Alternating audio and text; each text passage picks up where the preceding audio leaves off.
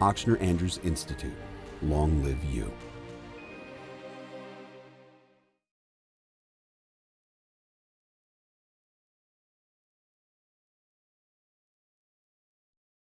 This is SportsCenter.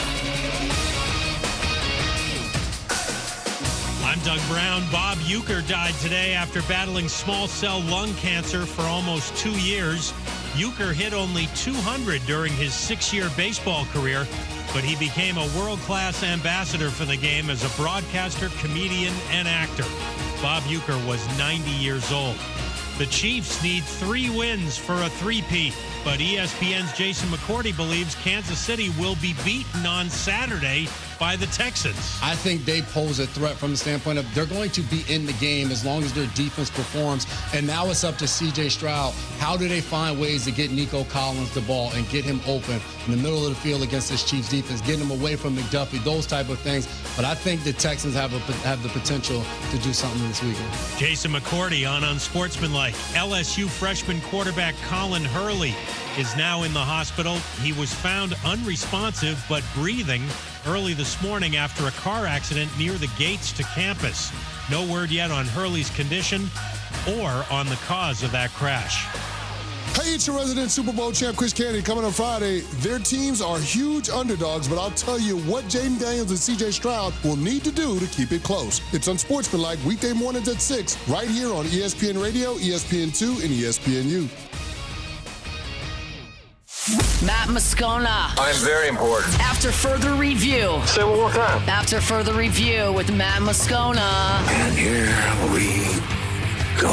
Live from the Mercedes-Benz of Baton Rouge studio. Let's rock! Go!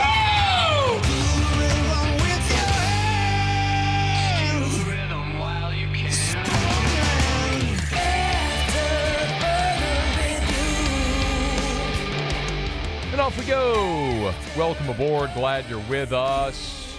It's AFR, presented by Decision Critical, Concierge Nursing in Baton Rouge. I'm Matt.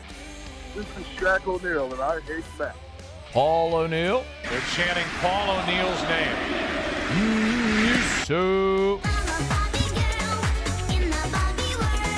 And Mr. Toby Tomplay.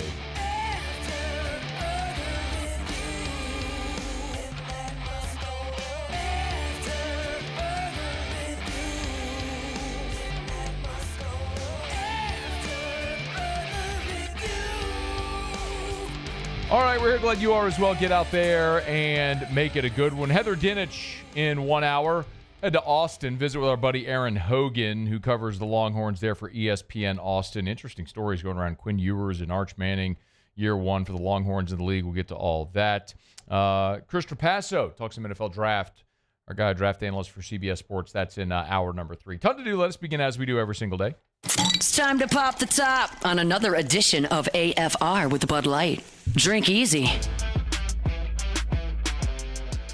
We heard there in SportsCenter at the top of the hour, definitely a scary situation involving LSU quarterback Colin Hurley. I don't know that there's really anything to editorialize here because we know still very little about what's happened. But Colin Hurley, who just finished his freshman season at LSU, is, according to SportsCenter, still in the hospital, was involved in a car wreck where he hit a tree with his vehicle around 2:45 a.m. Thursday. He was driving a Dodge Charger. A crash report obtained by WBRZ said that firefighters pulled Hurley out of his vehicle, sort of in and out of consciousness, had a large cut on his face, unresponsive but was breathing. And I think sometimes we read that word unresponsive and it's a very jarring word. But if you think about what it means just in the literal sense, if you're talking to him, he's not responding, that he's being unresponsive. It's not to say that he was unconscious. They said he was in and out of consciousness. So hopeful here for the best. And as we have updates on Hurley's condition, we'll pass it along. There's just very little that's been released right now. LSU has not made a statement as of yet on Colin Hurley's condition.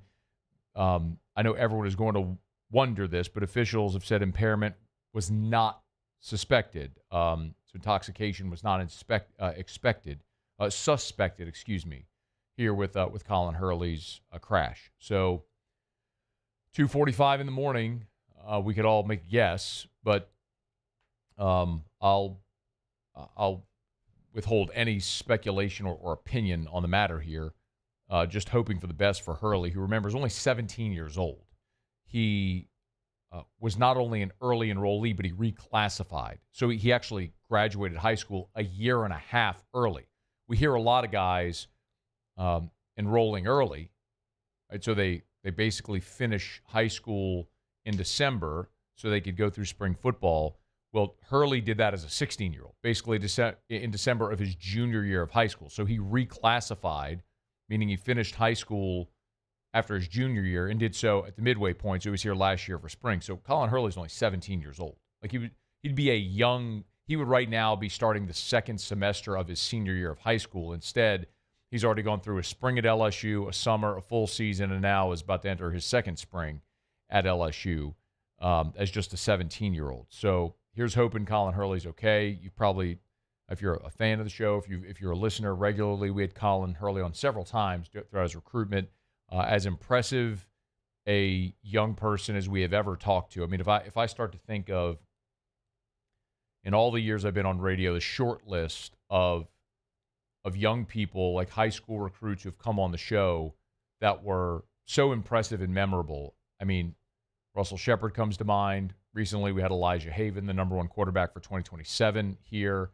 Keelan Moses, who was in studio with us earlier this week. Colin Hurley is very much on that list. I mean, as impressive a young person as I've ever talked to. So that's irrelevant with respect to this conversation and his physical condition after this car wreck. But the good news is it doesn't appear that he was going at a high rate of speed. He did hit a tree, and it's always very scary. But when we have an update on Colin Hurley's condition, we'll let you know, specifically from a football perspective, and obviously the health component of this is just the only thing that really matters.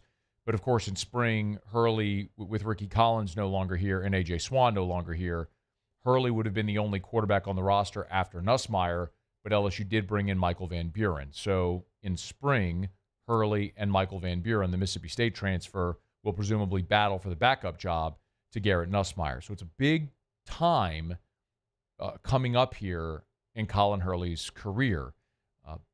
My assumption, like many, is that Van Buren has been brought here to be the backup. I mean, he's a guy who started the bulk of this season at Mississippi State after Blake Shapen's injury. In LSU, after Ricky Collins and A.J. Swan left, needed to address the backup spot with someone with some veteran experience. So that's why they brought in Michael Van Buren. And so Van Buren will be Nussmeier's backup and have an opportunity to win the job, presumably in 2026. But Colin Hurley would very much be in the mix there as well after having spent now a full year on LSU's campus. So here's hoping he's okay, recovers. As we have an update on his physical condition, we'll pass it along. If LSU releases a statement or is willing to go on the record with anything, we'll pass that along. But in the meantime, that's what we know. Colin Hurley, the LSU freshman quarterback, injured in a car wreck, 2:45 a.m. Thursday morning. He was not, impairment is not suspected at this time, which is a good thing. But we'll keep you posted as we know more. All right, it's after further review. Incidentally, our show is brought to you by Bud Light. Please drink responsibly. The great taste of Bud Light, the official beer of AFR, the official beer of the Tigers, the official beer of the New Orleans Saints. Great time to remind you always, if you're going to be drinking, please drink responsibly. Always designated driver. Of course, around the holidays, our friends over at Mockler Beverage do an amazing job with their program where they'll pick up your tab for your ride share. They always do a great job of sharing that. So I'd highly recommend you follow Mockler Beverage on all the social media platforms to get more information when that types of stuff comes along. But mostly enjoy Bud Light, and please do so responsibly. Drink easy with the great taste of Bud Light, the official beer of the AFR and the official beer of the LSU Tigers. The one other quick note from LSU football today, sort of interesting. Brian Kelly's at the coaches convention, or was earlier this week at the coaches convention in Charlotte. And the coaches convention is usually where, every coach who's looking for a job and every agent who's trying to get their client a job, they're always at the coaches' convention because every coach in the country is at the coaches' convention. This year it was in Charlotte, and so Brian Kelly was there, and I would presume that as he's looking to fill the one full-time on-field staff spot on his staff, he was looking in earnest there. But they have an off-field spot available now as well, as Nick Brossette was let go by LSU. So you remember Brossette, who prepped at U High on LSU's campus. When he finished his high school career, he was Louisiana's all-time rushing touchdown leader, Louisiana High School's all-time touchdown leader. Came to LSU, was sitting behind Fournette and Darius Geis. 2018, finally got his chance to play. Ran for over 1,300 yards, ran for over 1,000 yards that season, in 2018. Had a brief stint in the pro ranks, played in the XFL for a smidge, but joined the LSU staff in 2022 as the director of alumni relations and high school outreach. He'd been in that role since April of 2022, so shortly after Brian Kelly had been hired, and was let go today. And as I understand it, surprising really to Nick. I don't know that there was a reason given or anything of the sort. But yeah, I can tell you for LouisianaSports.net, we reached out to Nick to try to get a comment. Wasn't ready to talk, so totally understandable. It's just odd. You don't typically hear, and I say this respectfully, like lower-level support staffers being let go. Typically, performance-based on-field coaches, you hear that a lot. Not typically when it comes to support staff members, like off-field support staff members like this. So eventually we might find out what happened here, but former LSU running back Nick Brossette, no longer a member of Brian Kelly's support staff. If Nick speaks or we get more info, we'll pass it along. All right, it's after further review. We're glad you're with us here. Our Thursday shows are brought to you by Decision Critical Concierge Nursing in Baton Rouge. You can always learn more at decisioncriticalbr.com. We'll tell you much more throughout the show today. We'll now got a quick break. Come back. We have sort of taken a stab at what the Saints might be looking at in the draft. Well, Pro Football Focus listed the biggest needs in the draft for every NFL team. I'll tell you what they said about the Saints next on AFR. AFR. Man, I love telling you about Glow Resources. First of all, Jareth Nakan has built great culture at Glow Resources. Follow Glow Resources on social media, and you'll get it. They always do fun videos. They have a lot of fun in the office, and quite honestly, they're just fun to work with. It's a reason a lot of people like to do business with Glow Resources. The other reason is they get results. 96% success rate. When Glow Resources helps you find an employee, they have a 96% success rate. And in the event, the very unlikely event, that it doesn't work, they'll either offer you a pro-rated refund or they'll help you find another employee for free. You can learn more online. Start there at glowresources.com, glowresources.com. Glow Resources, their corporate headquarters are here in Baton Rouge, but they've got offices all over the country, and they serve businesses all over the world. So log on to glowresources.com. They are complete employer solutions. glowresources.com. There it is, the extra mile, on the border of expected and extraordinary, for those willing to go further, like vans customized for work or play, with safety and tech to keep you connected, supported by a 5-star sales, service, and finance team, and backed by the 1-star you know. So go the extra mile. It's never crowded, because so few have what it takes to go there. Mercedes-Benz Vans.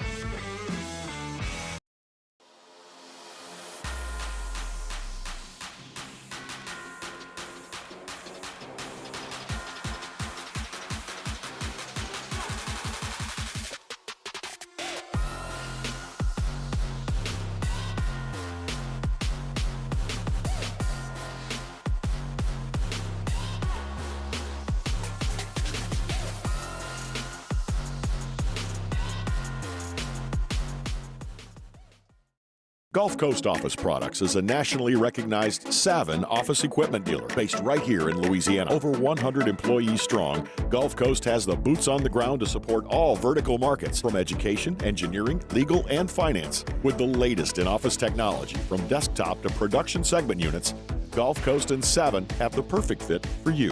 Call 225-756-2644. That's 756-2644 for Gulf Coast Office Products. I've been doing business with Luba for 25 years. They're dependable, trustworthy. It's just the attention to detail with our clients. Our folks have years and years of experience. They're highly trained professionals, but many companies have that asset. What I'd like to think makes Luba a bit different is that we use those talents in a way that truly is dedicated to serving the needs of the folks who depend on us. Dylan Cruz here to tell you about Six Rings Baseball and Softball Camp. If you live on the North Shore and play ball, go to Six Rings Camps with former LSU assistant coach Dan Canaveri. His knowledge is second to none, and your child will improve and have fun doing it. Camps were held at Coquille Park and Six Rings Academy in Covington with 4 sessions over the summer. Full day and morning only sessions are available from ages 7 to 13. Go to sixringsbaseball.com or call 985-206-9096. Learn the game to love the game. Breck teamed up to reimagine your parks, and you imagined big. With your help, we went to work, creating 12 beautiful community parks across the parish. A family-sized water park, miles and miles of trails, and parks just for your dogs. There are more places to splash, to explore, to run wild, and even soar. You imagined, we delivered. After further review with Matt Moscona, presented by Decision Critical Concierge Nursing. Healthcare for your lifestyle. Learn more at decisioncriticalvr.com.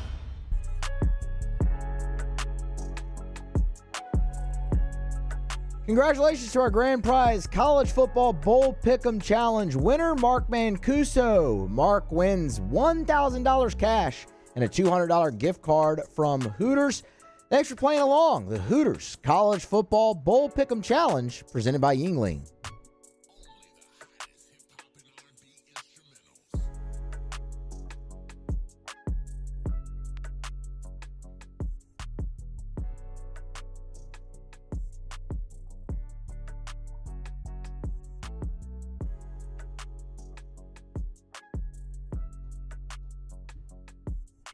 I'm glad you're rolling along with us here. Apologies. There's a lot developing today. Just kind of keeping an eye on all of it. Again, as we have more information, we'll pass it along to you. We will go around the SEC here in about 15 minutes from right now, and I want to talk about Quinn Ewers, who reportedly passed on $8 million to play another season of college football to go into the NFL. I'll give some thoughts on that, and in next hour, Heather Dinich from ESPN will be here. Potential changes already coming to the college football playoff. They're meeting about it. Heather's there. She'll be with us in 45 minutes. Erin Hogan from ESPN Austin next hour as well. Kind of put a wrap on Texas's first year in the league, the playoff, handing the reins to Arch, all that good stuff. So a ton to do, and then we'll talk draft with Chris Trapasso in hour number 3. So again, we are chock full, jam-packed, loaded with a ton going on, and a lot of this continues to develop as we'll let you know as we know more.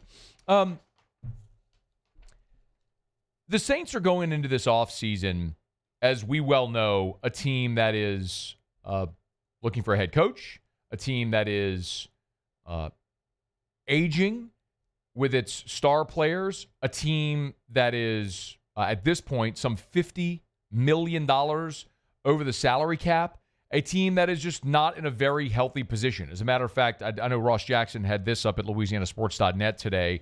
The 5 highest cap hits for the Saints next year are all players 32 and older. Derek Carr's $51.4 million. Cam Jordan, $20.1 million. Taysom Hill, $17.9. DeMario Davis, $12.5. And Tyrann Mathieu, $11.3. I mean, that is $113.3 million against the cap for players over the age of 32. And it would have been a 6th player, but for Ryan Ramczyk retiring. Well, granted, Ramczyk's not over 32, but obviously he's now retiring, and you'll spread his money out off into the future. But bottom line is the Saints have to get younger, and the surest fire way to get younger and to get better is the draft. I mean, the draft is set up as a tool to create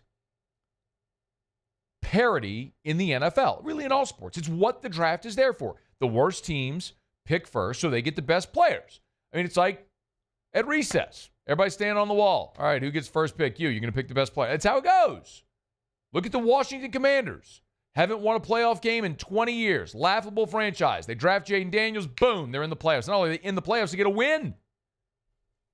You don't need me to explain that to you, but I feel like sometimes the Saints may need explaining. But it was interesting because as we've talked about this Saints roster going into the draft, and we've looked at some of the mock drafts that people are floating out there, my contention is that it does not matter to me terribly what position the New Orleans Saints target with the 9th overall pick. Because they need everything. You need a quarterback. You certainly need a left guard. You need help at tight end. You need receivers, as evidenced this year. While Olave and Shaheed at times have done good things in their career, you do not have a true number one receiver. Running back, you absolutely need help. Kamara's old. Kendre Miller can't stay healthy. You were one of the worst interior defensive lines in the NFL this year against the run. You were bottom half of the NFL in sacks. You traded away your best cornerback. Your safeties are old. Like, linebacker, you're pretty good, but DeMario Davis is 36 years old, man. How much longer is he going to play? Like, you need everything. Like, you need everything. There's not a single spot on the field where you can look at it and go, good there. There's nowhere. Literally nowhere on the field. So, whatever they elect to do at 9, I'm good with it because whatever position that is, you need it. So it was curious to me when I saw this because Pro Football Focus put up a piece where they rated the biggest needs using their metrics, the biggest needs for every NFL team. And so for the New Orleans Saints, they ranked 4 needs, 2 on offense and 2 on defense. So let's run through this real quickly if we could. First up, I would say quarterback. Y'all want to guess? Muse, Paulie, biggest need for the Saints. Right wide receiver. Okay, Paulie. I'll go defensive line. Both are listed, but they did list wide receiver first. Give yourself a ding, Muse. All right. Like an angel's bell from on high, Muse. Every time a bell rings, an angel gets its wing. No, that angel ain't Muse. Know that much. Learned that yesterday. Back to the draft. Chris Olave is yet to play a full season. 3 years in the NFL, he's yet to play a full season. His first 2 years, he was a 1,000-yard receiver, which was fantastic, but I still don't know that you would look at Chris Olave and say he's a true, legit number one in the way that Justin Jefferson, Jamar Chase, Malik Neighbors, Brian Thomas, look around the league. You don't have a true number one receiver. Shaheed, for his career, 16.6 yards per reception. That average would have been good for 8th in the NFL, so he's a deep threat, which is very good. But again, you don't have a true number one receiver, and when both those guys were out this year, you were decimated there. You need help at receiver. Tight end was the other offensive position that they listed, and it's interesting because you have Foster Moreau and you have Juwan Johnson. Well, Foster Moreau signed a 3-year, $12 million deal with the Saints before last season. So Foster Moreau is entering the final year of his deal. Meanwhile, Juwan Johnson is going into free agency. Johnson was brought here as an undrafted free agent who started his career at Penn State, finished at Oregon. He was a receiver. They converted him to tight end, thinking he could be that pass-catching tight end, but the reality is it just hasn't worked out. Now, this year, in large part because of all the injuries at receiver, Johnson was the Saints' leading pass catcher, 50 catches for 548 yards, which isn't much to write home about, but he's also heading into free agency this year, so there's no telling he'll be back. Truthfully, ever since the Saints traded away Jimmy Graham, they have been trying for a decade now to find that guy, that impact pass-catching tight end. And they've gone all over, from Kobe Fleener and Adam Troutman to Jared Cook to guys like Foster Moreau and Juwan Johnson, and they just haven't been able to lock down that spot. Drafting near the top of the draft, you could very well go get that freak show from Penn State, Tyler Warren, who might very well be on the board when you pick 9th. And I think you do far worse, especially considering the way Brock Bowers played this year as a rookie. On the defensive line, Paulie mentioned defensive tackle, and that is the first defensive position that they mentioned. It's so interesting because the core of the New Orleans Saints defense under Dennis Allen, as they went from the worst defense in the NFL under Rob Ryan in 2015 and 2016 up into a top 5 defense under Dennis Allen before Sean Payton left and Allen became the head coach, was the fact that the Saints were so good against the run. and because they were so good against the run, that benefited the team on the back end where you did have some talent. This year, you were 31st in the NFL in rushing yards allowed. You were 31st in the NFL in yards per carry at 4.9. Let me say that again. The New Orleans Saints allowed an average of 4.9 yards per carry. Every time someone turned around and handed the ball off, they ran it for 5 yards against the Saints. That sucks. It was the only team in the NFL that was worse was the Carolina Panthers. You are awful against the run. You got to get better. If you can get an impact run stuffer early in this draft, you absolutely do it. And not surprisingly, but defensive end was the other spot. Cam Jordan's old. His productivity is going down. You paid Carl Granderson. He really struggled to finish sacks this year. Chase Young was a pretty impactful guy creating pressure, but it was a one-year deal. He's heading into free agency, and there's no guarantee that he's back. You were 20th in the NFL with 39 sacks this season. 20th out of 32 teams with just 39 sacks in 17 games. It would be criminal if the New Orleans Saints do not add a pass rusher in the draft, free agency, or both this offseason.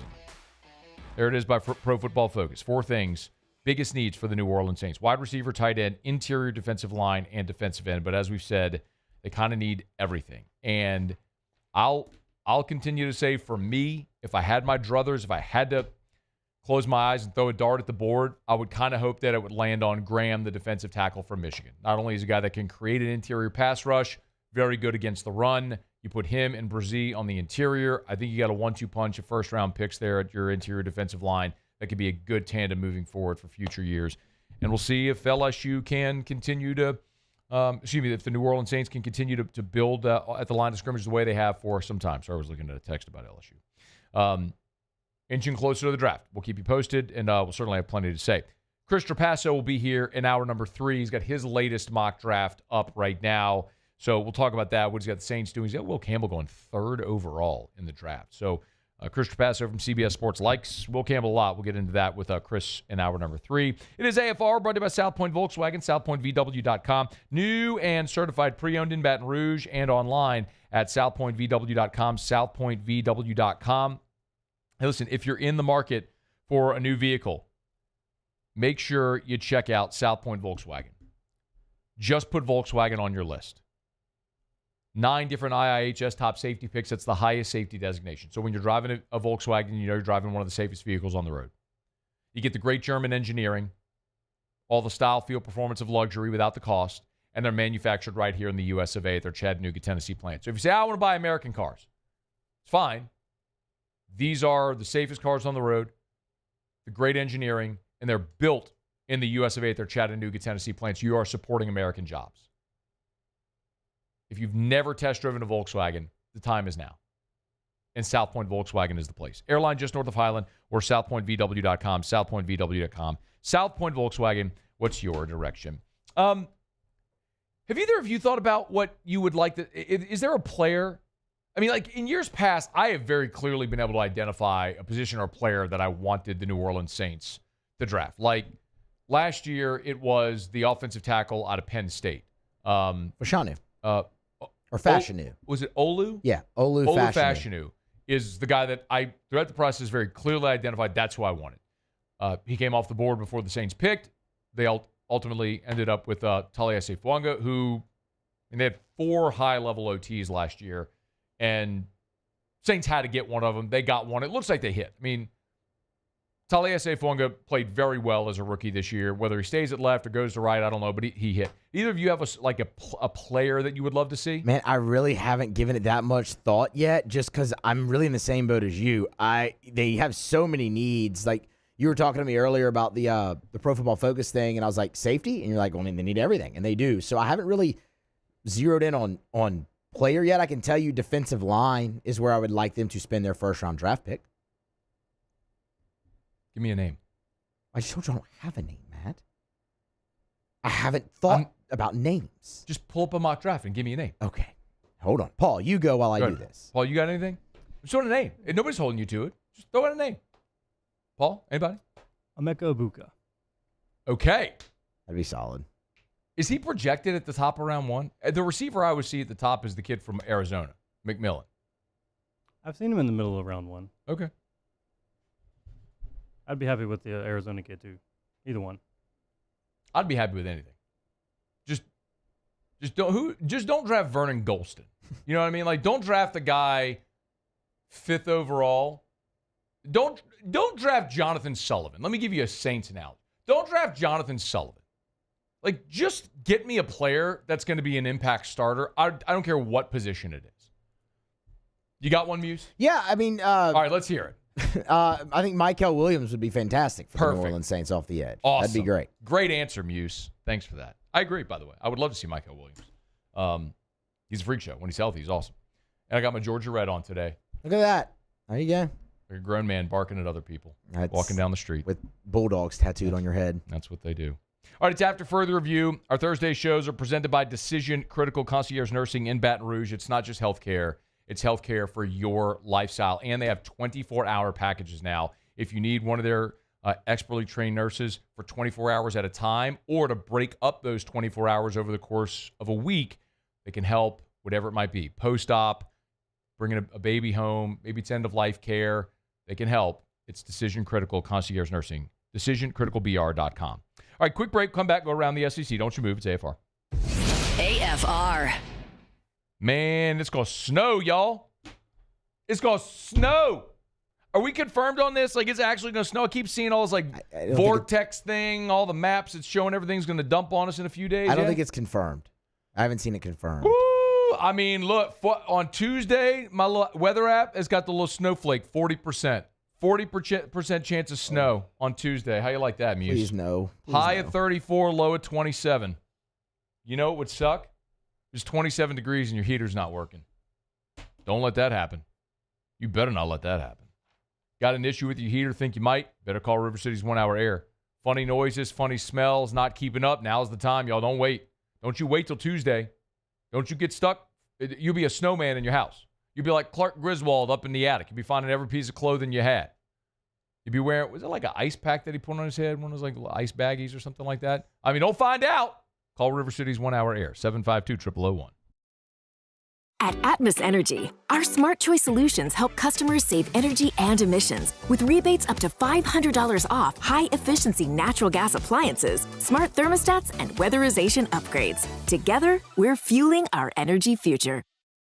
At Bayou Automotive, we believe in a sales process that puts you first. We want you to experience an easy purchase with clear pricing and great service. Let Bayou Ford and Bayou Chrysler Dodge Jeep Ram be your trusted partners in finding your perfect vehicle. The crew at Bayou Automotive is going to do right by you.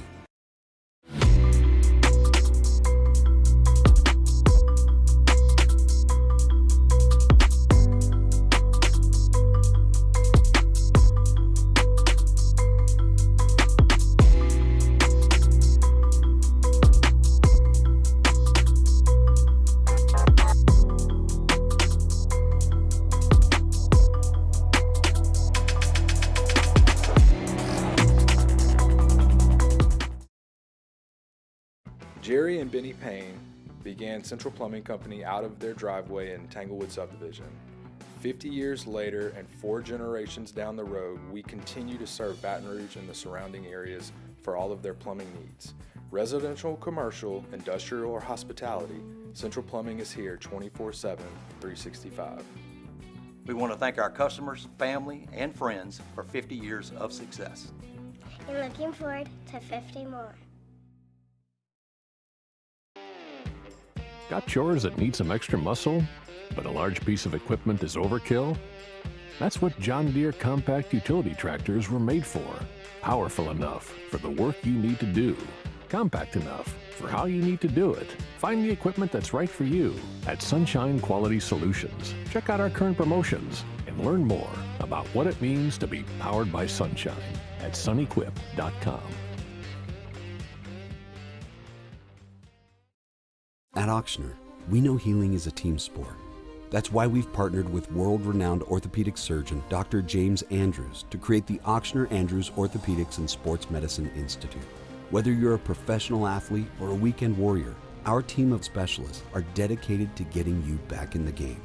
So whatever your reasons are for reaching your personal best, we've only got one.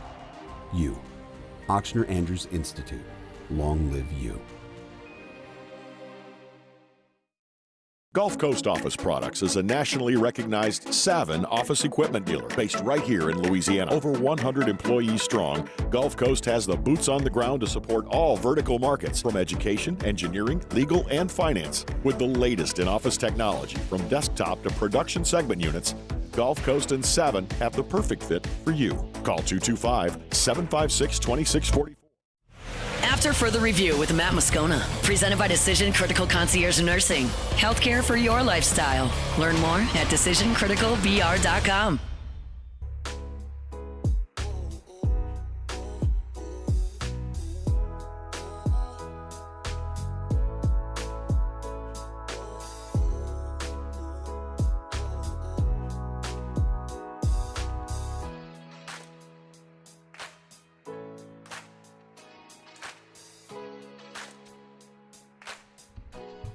We started the show talking about Colin Hurley being injured in the car wreck. We also mentioned Nick Brissett being let go by LSU today, and Hunt Palmer just confirmed over at LouisianaSports.net that Jacoby Stevens is out as well at LSU, another former Tiger who had been on staff. I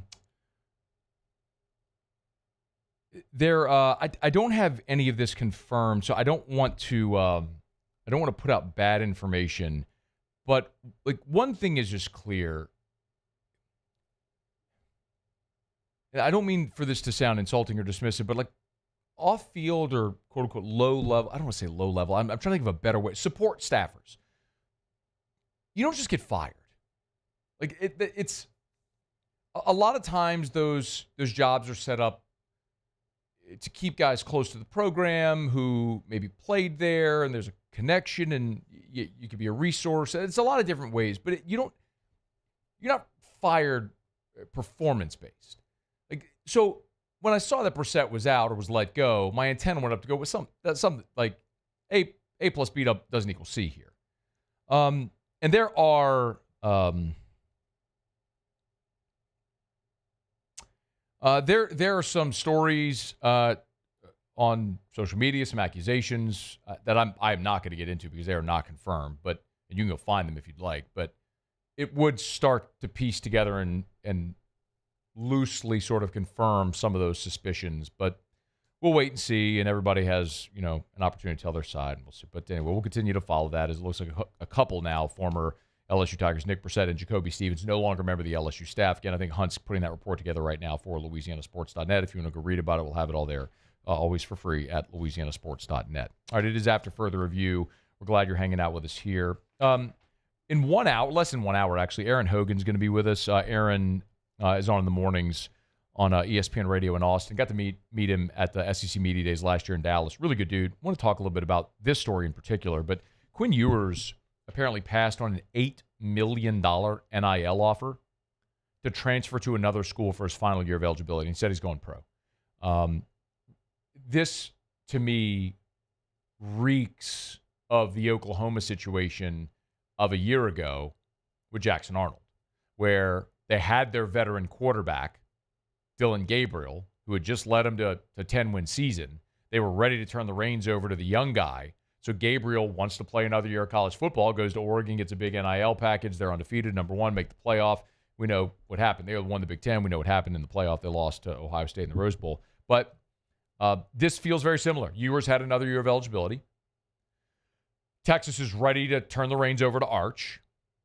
And Ewers had apparently a reported $8 million NIL opportunity to come back to school, to transfer somewhere else, and wouldn't do it. Apparently, according to Riley Dodge, who's his high school coach at South Lake Carroll, said, quote, Texas was the only place he wanted to play college football.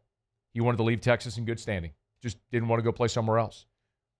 Chris Trapasso will be here with us in hour 3, draft analyst from CBS. So I'll ask him where he's got Quinn Ewers projected in the draft. But just when you think of it, some draft numbers, if you're the last pick of the first round, you're talking about a $13.2 million contract. And that, by the way, that's the life of the contract. If he's a second-round pick, those deals range from like 10.7 to 6.8 million over 4 years. So you're talking like $1.5, $2 million per. Basically, Quinn Ewers is going to be taking less money, far less money, going to the NFL than he would have gotten playing another year in college football, but he didn't want to play anywhere other than Texas, apparently. And as far as starting his career at Ohio State, he did that because he got $1.4 million when he signed with GT Sports Marketing. He reclassified, went to Ohio State. It was a year NIL went live.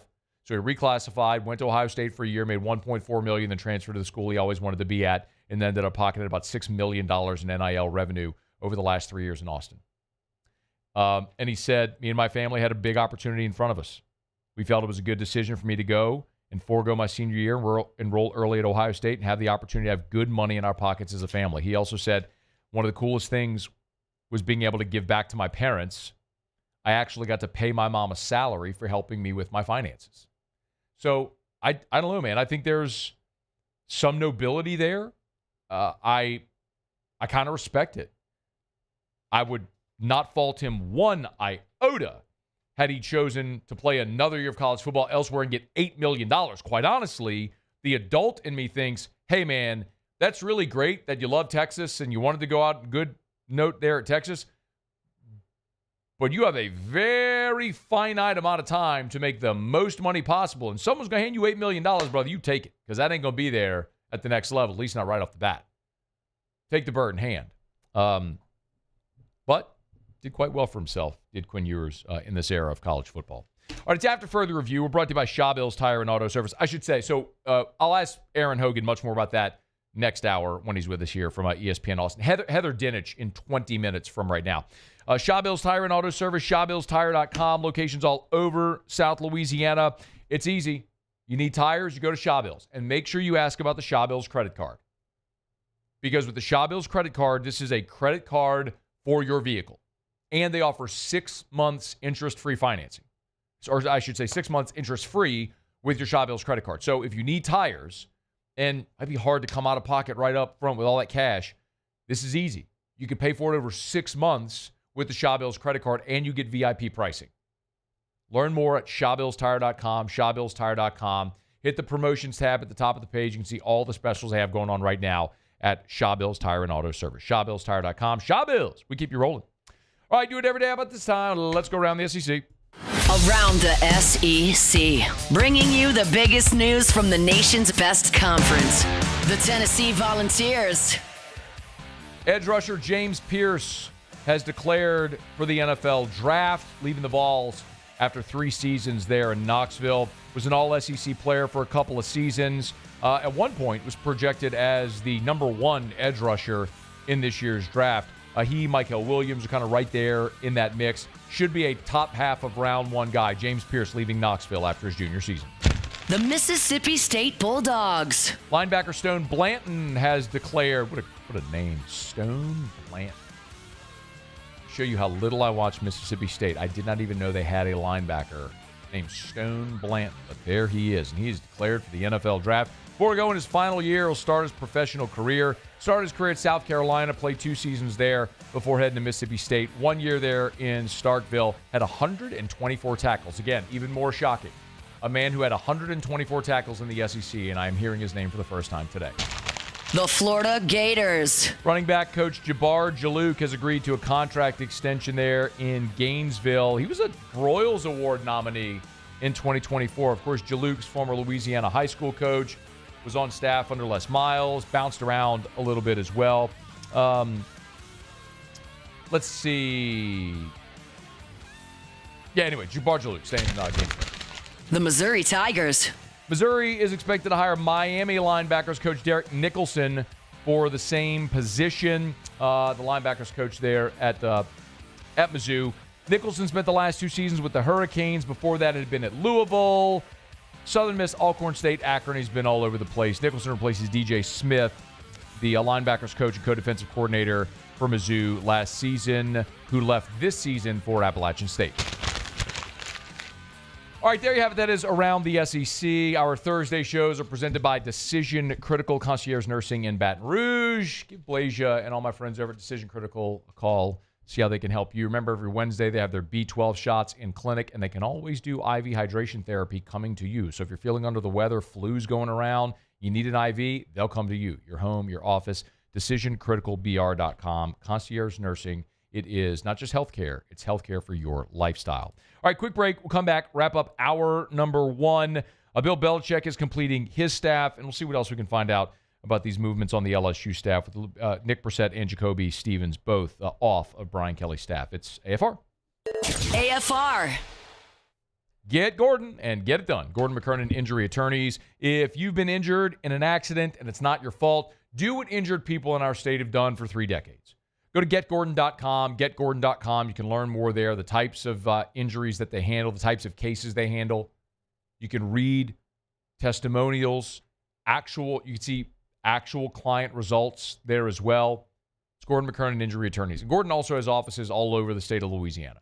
Not just the big office right there on I-10 in College where you see the big flags and all the inflatables all the time as well. It's a gorgeous office right there. But they've got offices all over the state of Louisiana.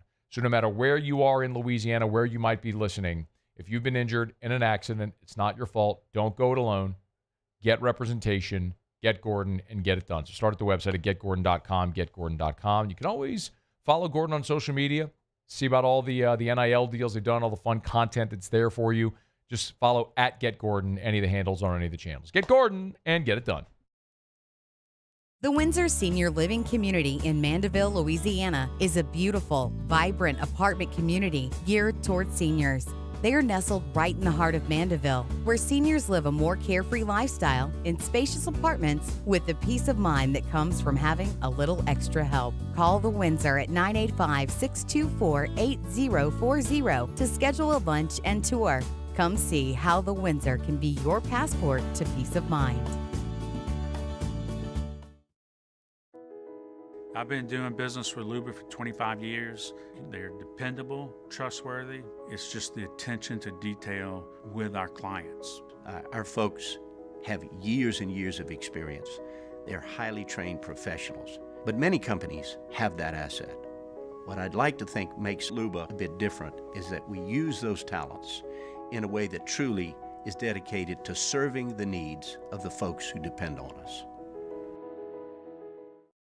Dylan Cruz here to tell you about Six Rings Baseball and Softball Camp. If you live on the North Shore and play ball, go to Six Rings Camps with former LSU assistant coach Dan Canaveri. His knowledge is second to none, and your child will improve and have fun doing it. Camps were held at Coquille Park and Six Rings Academy in Covington with 4 sessions over the summer. Full day and morning only sessions are available from ages 7 to 13. Go to sixringsbaseball.com or call 985-206-9096. Learn the game to love the game. Breck teamed up to reimagine your parks, and you imagined big. With your help, we went to work, creating 12 beautiful community parks across the parish. A family-sized water park, miles and miles of trails, and parks just for your dogs. There are more places to splash, to explore, to run wild, and even soar. You imagined, we delivered. Gold. Breck, your #1 park system in the nation. Jerry and Benny Payne began Central Plumbing Company out of their driveway in Tanglewood Subdivision. 50 years later and 4 generations down the road, we continue to serve Baton Rouge and the surrounding areas for all of their plumbing needs. Residential, commercial, industrial, or hospitality, Central Plumbing is here 24/7, 365. We want to thank our customers, family, and friends for 50 years of success. And looking forward to 50 more. Got chores that need some extra muscle, but a large piece of equipment is overkill? That's what John Deere compact utility tractors were made for. Powerful enough for the work you need to do. Compact enough for how you need to do it. Find the equipment that's right for you at Sunshine Quality Solutions. Check out our current promotions and learn more about what it means to be powered by Sunshine. After Further Review with Matt Moscona, presented by Decision Critical Concierge Nursing. Healthcare for your lifestyle. Learn more at DecisionCriticalBR.com.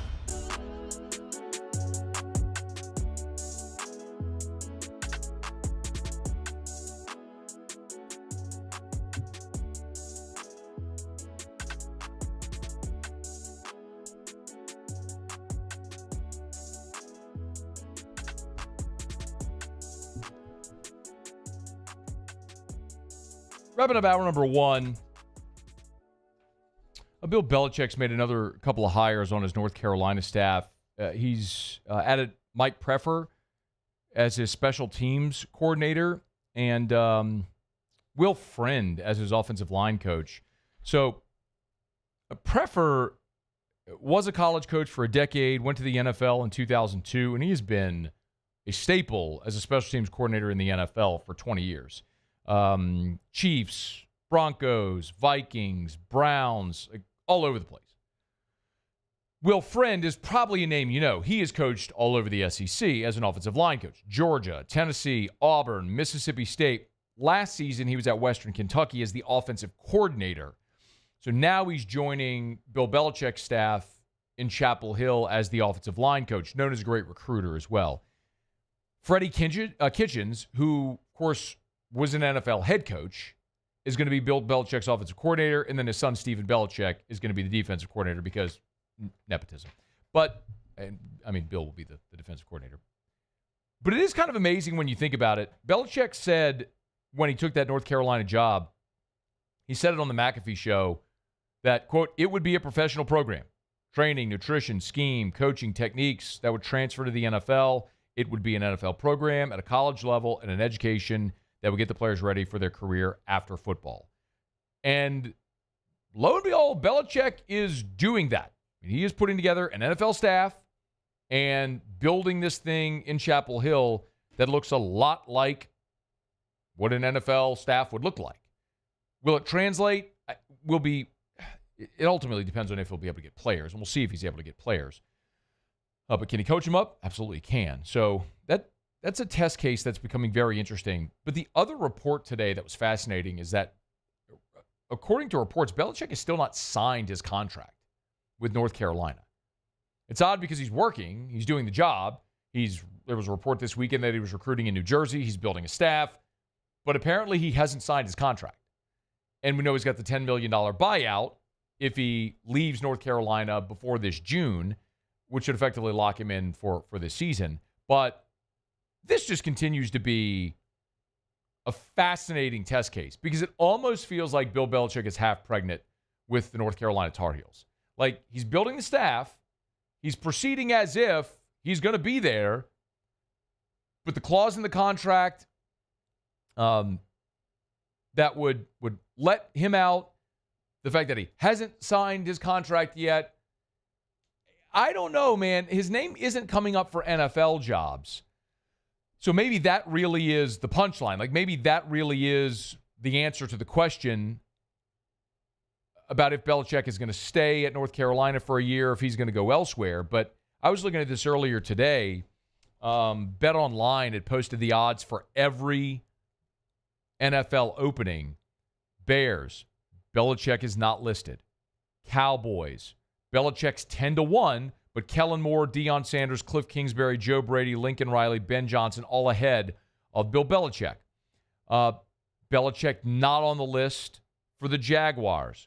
Belichick, I'm checking, he is 33-1 with the Raiders. So Ben Johnson, Deion, Pete Carroll, Robert Saleh, Brian Flores, Spagnuolo, Kingsbury, Munkin, Glenn, McCarthy, Vance Joseph. That's 11 guys all ahead of Belichick. Jets, Belichick does not have odds with the Jets, and Belichick does not have odds with the Saints. So he's got odds for two of the openings, but they're like long odds. And you're not really hearing his name in the mix, but it feels like he's trying to keep that door open to get back to the NFL. But it's just fascinating to watch this continue to develop. It really feels like this is a guy who didn't want to run the risk of another hiring cycle in the NFL passing and him not getting a job and being out of coaching for another year. He wants to coach. So he had the bird in hand in North Carolina, so he took the job, but it feels like he's still got eyes toward the NFL if somebody wants to hire him. It's just fascinating to watch it. We'll continue to see how it all unfolds. Meanwhile, Deion might be heading out of Colorado. We'll get to that more later. Heather Dinich will be here in about 6 minutes from right now after the top of the hour. The college football playoff powers that be are meeting about the possibility of making changes to the college football playoff. We'll get the latest from P. Dinich, playoff Dinich, Denny's dozen? I think we said CFP Denny, right? CFP Denny, yes. Or was it? There was Denny's dozen. Denny's dozen was great. Yeah. She didn't like that one. I know. She didn't like any of them. We workshopped it. Yeah. She didn't like any of them. I think she said HD on the CFP. HD on the CFP. Yeah. Hey, we're brought to you by Relief Windows and ReliefWindows.com. I was talking to my buddy Brandon Holly early today. And, one of the things he said, which is so true, when you buy windows from Relief Windows, remember, you're doing this one time because they offer a lifetime warranty. Brandon told me last year they went on 1,700 service calls in 2024. But think about that. That means someone bought windows from Relief Windows 10 years ago, moisture gets in the window, they have a problem, whatever. Relief Windows comes out and fixes it for free. This is you pay one time and you're done forever. It's Relief Windows and ReliefWindows.com. Windows, door siding. Oh, yeah, do shutters as well. Relief Windows and ReliefWindows.com. All right, y'all. Heather Dinich joining us right after SportsCenter. Don't you move. AFR. Heading into this Thursday evening, y'all. Getting toward 4 o'clock, getting close to dinner time. What are you going to do? How about Supper Club? Supper Club on a Thursday, great way to start the weekend early. Knocking off of work. Maybe you have a client in town looking to close some business. You just don't want to go home quite yet. You and the coworkers are going to go out. Pop on into Supper Club. Matt, we don't have a reservation. No worries.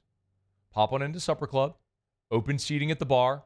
So mosey on in, grab you a bar stool, glass of wine, cocktail. I was actually texting with Chef Layton earlier today. They just got a new whiskey, and I'm telling you, they have so many amazing creative type things. This is, what do you say? It's called Preservation Pot Distilled Kentucky Bourbon Whiskey. It's a weeded mash bill.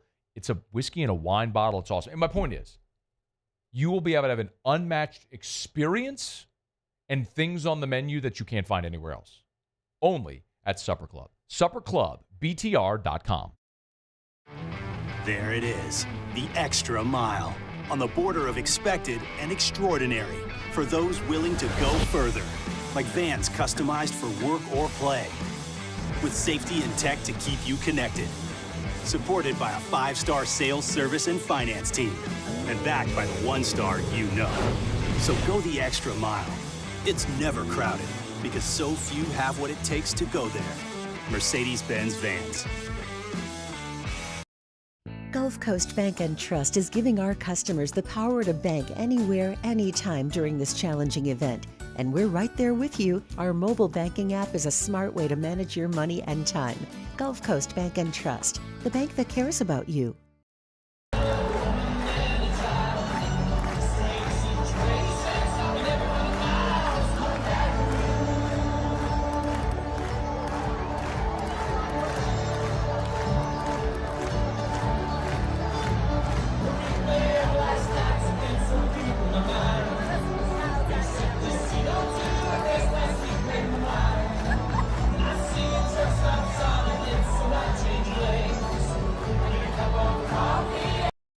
At Auctioner, we know healing is a team sport. That's why we've partnered with world-renowned orthopedic surgeon Dr. James Andrews to create the Auctioner Andrews Orthopedics and Sports Medicine Institute. Whether you're a professional athlete or a weekend warrior, our team of specialists are dedicated to getting you back in the game. So whatever your reasons are for reaching your personal best, we've only got one. You. Auctioner Andrews Institute. Long live you. Gulf Coast Office Products is a nationally recognized Savin office equipment dealer based right here in Louisiana. Over 100 employees strong, Gulf Coast has the boots on the ground to support all vertical markets, from education, engineering, legal, and finance. With the latest in office technology, from desktop to production segment units, Gulf Coast and Savin have the perfect fit for you. Call 225-756-2644. That's 756-2644 for Gulf Coast Office Products. I've been doing business with Luba for 25 years. They're dependable, trustworthy. It's just the attention to detail with our clients. Our folks have years and years of experience. They're highly trained professionals, but many companies have that asset. What I'd like to think makes Luba a bit different is that we use those talents in a way that truly is dedicated to serving the needs of the folks who depend on us. At Atmos Energy, our smart choice solutions help customers save energy and emissions with rebates up to $500 off high-efficiency natural gas appliances, smart thermostats, and weatherization upgrades. Together, we're fueling our energy future.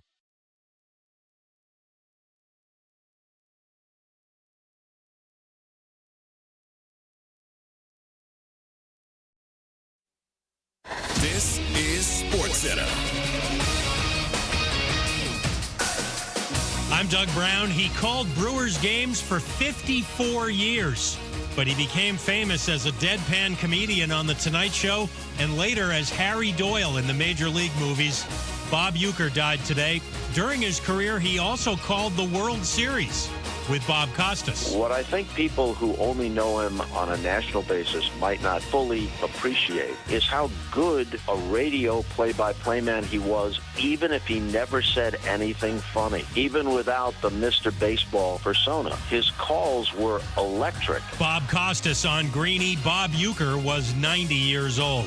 A group of investors is trying to raise $5 billion to form an international basketball league that would rival the NBA. In a story first reported by Bloomberg, the league would consist of 6 men's and 6 women's teams playing games around the world. The investors have brought in Maverick Carter, LeBron James's business manager, as an advisor. 22-year-old American David Ford, who's a senior at North Carolina, holds the lead after one round on the Euro Tour. Hey, it's your resident Super Bowl champ, Chris Candy, coming on Friday. Their teams are huge underdogs, but I'll tell you what Jaden Daniels and C.J. Stroud will need to do to keep it close. It's Unsportsmanlike, weekday mornings at 6, right here on ESPN Radio, ESPN2, and ESPNU. Matt Moscona. I'm very important. After further review. Say it one more time. After further review with Matt Moscona. And here we go. Live from the Mercedes-Benz of Baton Rouge studio. Let's ride! Go!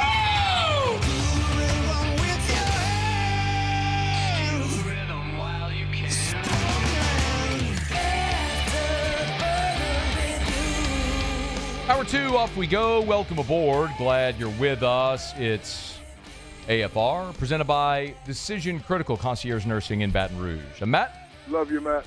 Paul O'Neill. They're chanting Paul O'Neill's name.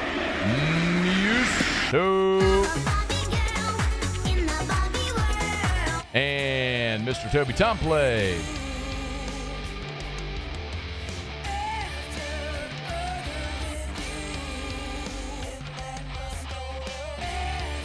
All right, we're here. Glad you are as well. Get out there and make it a good one. Erin Hogan, ESPN Austin, will be with us in 30 minutes from right now. We'll talk about Quinn Ewers, Arch Manning, year 1 in the SEC, all that stuff. Chris Trapasso, NFL draft analyst for CBS Sports, will be here in hour number 3. The first year of the 12-team college football playoff will wrap up on Monday, but the powers that be are already looking at whether or not the playoff might change in year 2. Heather Dinich is there. She's all over the story. She's with us now. She's got a great write-up at ESPN.com right now if you want to go check it out. Heather, always appreciate it. Thanks for the time. How are you? I'm great. Thanks for having me on. It's always our pleasure. Okay, so what probability are we talking about before we get into some of the nuance and the possible changes that we could actually see changes in the 2025 season for the college football playoff? My sources are indicating that the probability is probably slim, and that's because in order for anything to change this fall in 2025, next football season, the FBS commissioners and Notre Dame athletic director Pete Bavacqua have to unanimously agree on it.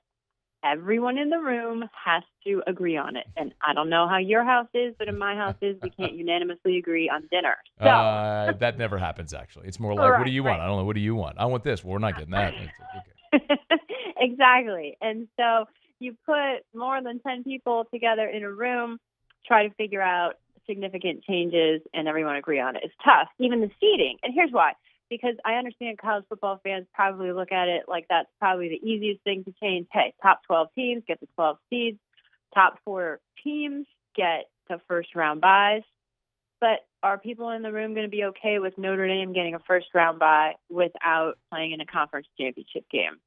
Is Jim Phillips and the ACC okay with that, considering they had 2 teams in this year? And is Big 12 Commissioner Brett Yormark okay with that when Arizona State, I think they were the 12th team, got the 4th seed? And, of course, Boise State. So there were people in the room who benefited from how it worked out this year. Are they willing to change what helped them this season? So that's why people are skeptical that it could change in 2025. But in 2026, it doesn't have to be unanimous. So that could be where you see the significant change and more of an effort to say, okay, we can't agree to do it here, but let's make it as good as we can possibly get it in 2026. Heather, one of the things I know you and I have talked about here before is that in some respects, the SEC and the Big Ten wield such a big stick that they can sort of force unilateral action because they could say, otherwise we're just going to leave and take our ball and go do our own thing and we don't need you. Is there the potential of that type of power play from Greg Sankey in this situation? I would be very surprised if that happened. One, because I do believe that Greg Sankey has more of an interest in the greater good of college athletics than just the SEC, even though his job is to operate in the best of the SEC. Can the Big Ten and the SEC exert their power over everyone else? Yes, to an extent. But I also think that if it's something that everyone else in the room vehemently opposes, I would be surprised if the Big Ten and the SEC say, well, we're going to do it anyway. I really would, knowing the chemistry and the personalities in that room.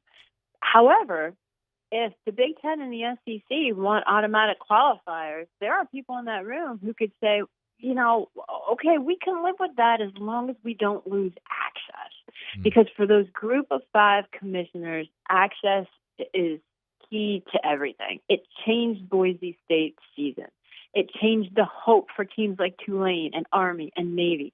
And so that's a critical part of those negotiations. Heather Dinich is with us, ESPN. She's on Twitter at CFB Heather, if you want to go give her a follow. In your write-up, which, by the way, it's long form and very well done if you want to go write it, it's College Football Playoff, what we're hearing about changes. It's up right now at ESPN.com. What conversations are currently happening around conference title games? Because obviously those became, as we all thought they probably would, massively impactful for this first year of the 12-team playoff. Well, one thing college football fans have to remember is that there are TV contracts involved in all these conference championship games. It's not like you just wake up one morning and say, we don't want to do this anymore. That's not how it works. But there are certainly questions from commissioners, and ACC Commissioner Jim Phillips is one who went on the record with me as one of the questions he wants to ask the selection committee. How do you value those and the participants in them and the seeding too? Because there are questions about why did it work out that the runners-up in the SEC and the Big Ten had easier paths in the playoff, or at least perceived, than the teams that actually won. Right. and so, you know, how can you do this so that the number one seed and team in the country is not at a disadvantage, which Oregon had arguably one of the toughest paths to the playoff national championship. So those are all things that they're going to look at and see if there are better ways to do it. What's a timeline, Heather, for if they are going to make a change in 2025? What would be a timeline for that to happen? Well, it's certainly not going to happen on Sunday in a 90-minute meeting that's going to cover a lot of other things as well. I would expect they being the commissioners, schedule another meeting maybe in February or March, but then they have an annual spring meeting in April. And my sense in talking to sources is that's sort of an internal, unofficial deadline to say if we're going to do something for 2025, we need to figure it out by then. But even for 2026, multiple sources said we need to figure it out sooner than later, because really, if you're going to go to 14 teams or consider 16 or make any other changes, you've got to do it within the next couple of months. Why? Well, because you've got to figure out how the bowls are going to play into it. We don't call them the New Year's Six bowls anymore because they're not all on New Year's Day. Right. And New Year's Eve, but the orange, cotton, sugar, fiesta, peach, sugar, how are they going to factor into it? Are they going to be in the quarterfinals and on from there, which they are expected to be? But multiple sources have said those contracts aren't officially signed. So if the commissioners did want to have 2 rounds of home games, that's a possibility as well. I believe SEC Commissioner Greg Sankey told The Athletic at the Sugar Bowl that he was in favor of bowl involvement. So that's an important voice in that conversation. The timeline of it, how does the calendar line up with the NFL? Is there a better way that viewers aren't competing with the NFL games while the playoffs are going on? I don't know the answer to that. The Army-Navy game, do you need to start the season a whole week earlier? Wow. All those questions, right? So those are logistics, but they're very real, and how it all lines up with the academic calendar if you have to change it. Is just a couple more. I don't know if it's pertinent for this conversation, but I know you've been asked this and considered this a million times. The thing about having another round of home games, my question is, how do you make the money work when you have built-in revenue as part of these bowl games? I would assume, Heather, that's got to be the biggest question that they're answering. I mean, we'd all love to see every round on campus, but how do you make the money work? Well, you mean in terms of who makes the money off those games? Right. If it's if you played if Oregon and Ohio State, instead of playing in the Rose Bowl, played that game in Eugene, there's a revenue, a payout for the college football playoff and being part of the Rose Bowl that wouldn't be there if the game was played in Eugene. Right. Look, I'm not going to pretend to know the answer to that, especially in 2026 and beyond, because they do have the revenue distribution figured out for the leagues in 2026 and beyond. But how that would factor into it, I don't know the answer to that. But you're right. I'm sure it would be a part of their conversation. It's such a wild web, but one thing's for certain, it's been fun to watch. And more games is never a bad thing in college football. She's Heather Dinich, ESPN's college football reporter covering the college football playoff. Make sure you go read her piece right now at ESPN.com. College football playoff, what we're hearing about changes. Could changes be coming sooner than later? And get her on Twitter at CFB Heather. Heather, we always appreciate it. Thanks so much for making a few minutes for us today. You bet. Thank you so very much. That's our pleasure. Heather Dinich, ESPN. This is After Further Review. We're brought to you by Parish Restoration. Go to parishbuilt.com, parishbuilt.com. Hit the restoration tab. It's easy. Kill mold, remove odor. They'll spray their patented non-toxic dry fog, so you're not moving furniture, you're not taking your plants out of your house, you're not pulling up carpet, cutting sheetrock. It's easy. They come in, they got their Sprinter vans, the hosing and everything is all connected. They pull up, they run the hose, they go through your house, they spray, or your office building, whatever it is, they spray their patented non-toxic dry fog. They let the fog dwell. As soon as the fog dissipates, boom, you're back in. Mold's gone. Sanitized, clean smelling. You want to get rid of odors, they can do that as well. It's Parish Restoration. It's simple. Go to parishbuilt.com, parishbuilt.com, parishbuilt.com. Hit the restoration tab at the top. Fill out the form. They'll get you a quote. Parish Restoration. Appreciate Heather Dinich for a couple of minutes. We'll head over to Austin in about less than 20 minutes from right now. Erin Hogan from ESPN Austin will be with us. Looking forward to that conversation. Quinn Ewers reportedly passing on $8 million to play another collegiate season outside of Austin and said he's going to the draft. Why? What does it mean for Arch Manning next year? Is Sark really an NFL target? All that stuff we'll get to with Aaron Hogan here in about a little less than 20 minutes from right now.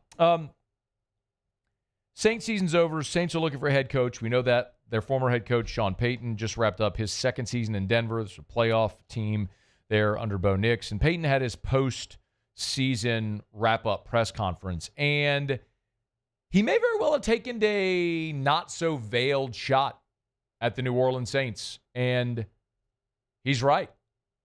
We'll let you hear it next. It's AFR. After Further Review. Guys, you wake up in the morning, and it's a struggle to get out of bed. If about 2 o'clock in the afternoon you're ready for a nap, if you'd love to go to the gym but you don't have the energy, or you go to the gym and you don't get results, maybe your love life has taken a hit. That is part of the aging process that happens to quite literally every human being that has ever walked the face of the earth. As we age, our body produces less of the hormones that contribute to how we feel and all those things I just mentioned. And it happens at a different rate in everybody. Goodwood Men's Sexual Wellness, hormone replacement therapy, ED treatments, and a menu of dozens of other services. If you want to get back to feeling vibrant, like you did when you were younger. It is possible. A simple blood test can let you know the answer. So go to yourgoodwood.com to start that journey today. Online, yourgoodwood.com.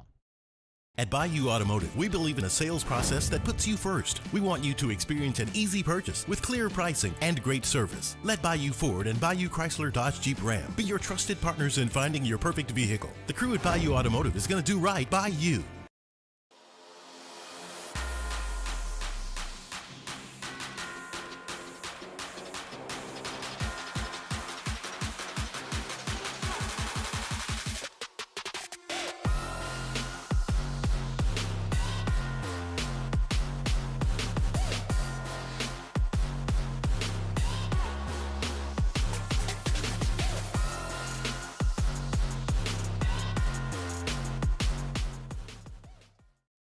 Dylan Cruz here to tell you about Six Rings Baseball and Softball Camp. If you live on the North Shore and play ball, go to Six Rings Camps with former LSU assistant coach Dan Canaveri. His knowledge is second to none, and your child will improve and have fun doing it. Camps were held at Coquille Park and Six Rings Academy in Covington with 4 sessions over the summer. Full day and morning only sessions are available from ages 7 to 13. Go to sixringsbaseball.com or call 985-206-9096.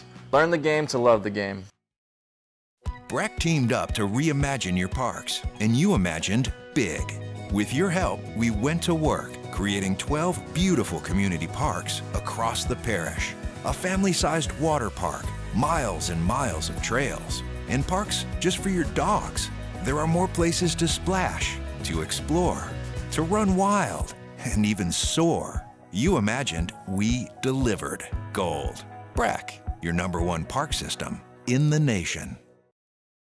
Jerry and Benny Payne began Central Plumbing Company out of their driveway in Tanglewood subdivision.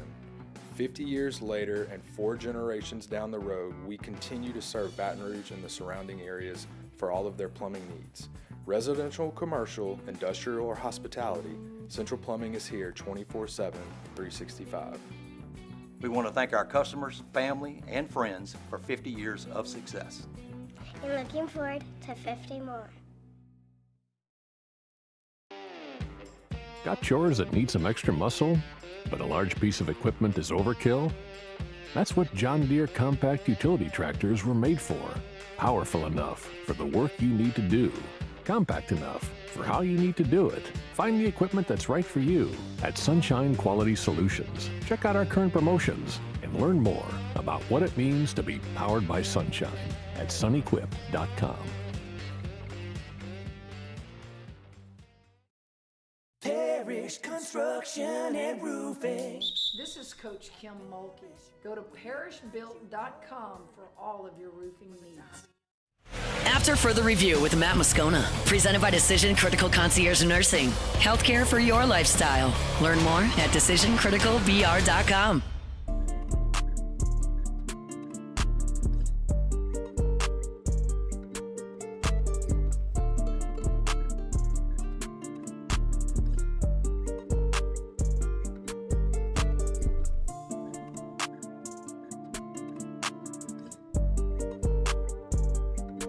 Everyone involved in the process is really excited. It's fine. Come here. All right. It's after further review. We're glad you're with us here. Colin Hurley's family has released a statement on the injury. I'm going to read it for you here.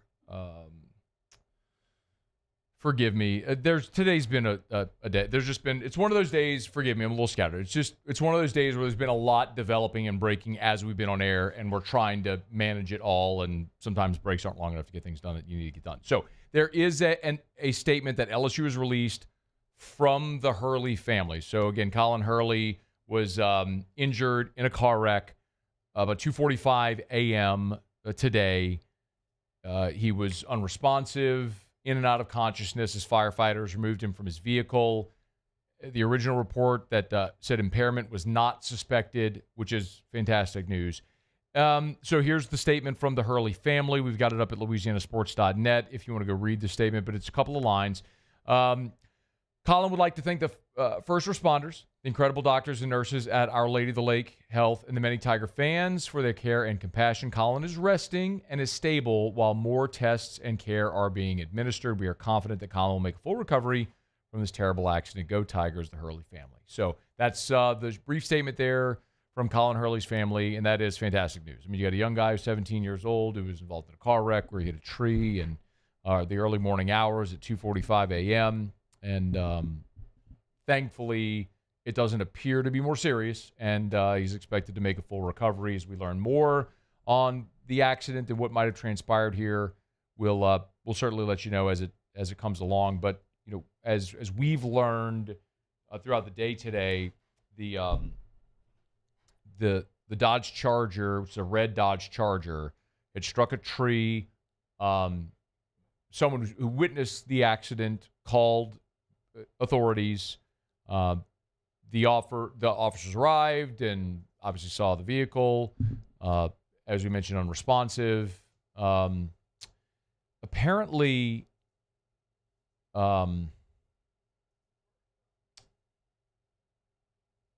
it was the Baton Rouge Fire Department that arrived that was able to get Colin Hurley out of the vehicle, and then he was taken to Our Lady of the Lake, as we mentioned. So we'll if we find out more, as we get more information, we'll pass it along. But the good news is, as the Hurley family's released that statement, apparently Colin Hurley is doing well. He's resting. They're running more tests to make sure he's okay, but expected to make a full recovery, which is the great news. All right, it's after further review. Sean Payton was doing his end-of-the-year press conference with the Denver Broncos. A pretty good year two. A rookie quarterback in Bo Nix, and they ended up making the playoffs. And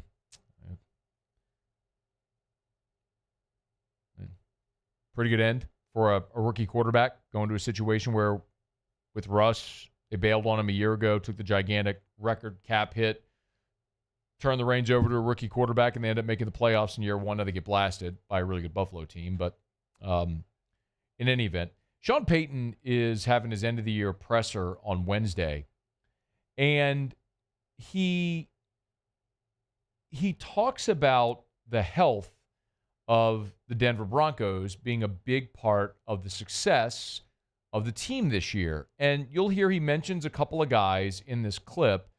Dan Dalrymple, who is the former strength and conditioning coach with the Saints, who Dennis Allen fired, and Bo Lowry as well, who was with the Saints, then with LSU, then a long stint with the Saints, back to LSU before Sean Payton hired him to Denver.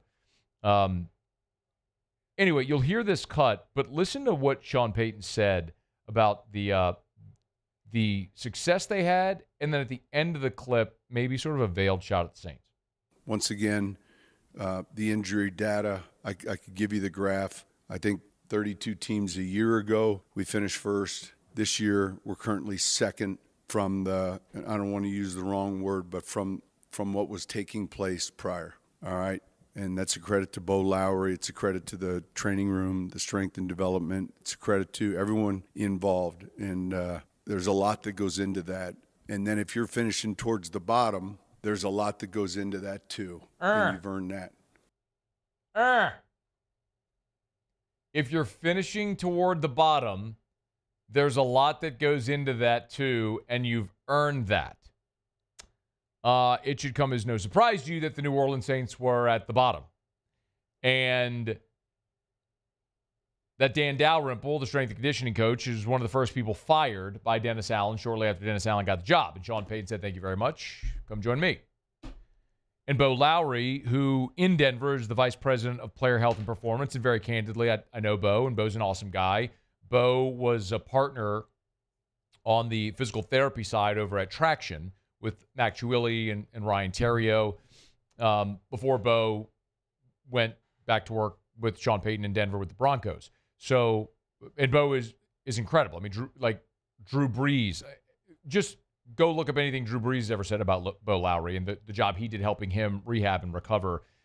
It's one of the reasons why the Saints were so successful at times when Bo was there, and it was pretty notable when he wasn't. But the other part of that is the end of that clip where he says, if you're at the bottom of that, you've earned that too. And I think there really is a very, very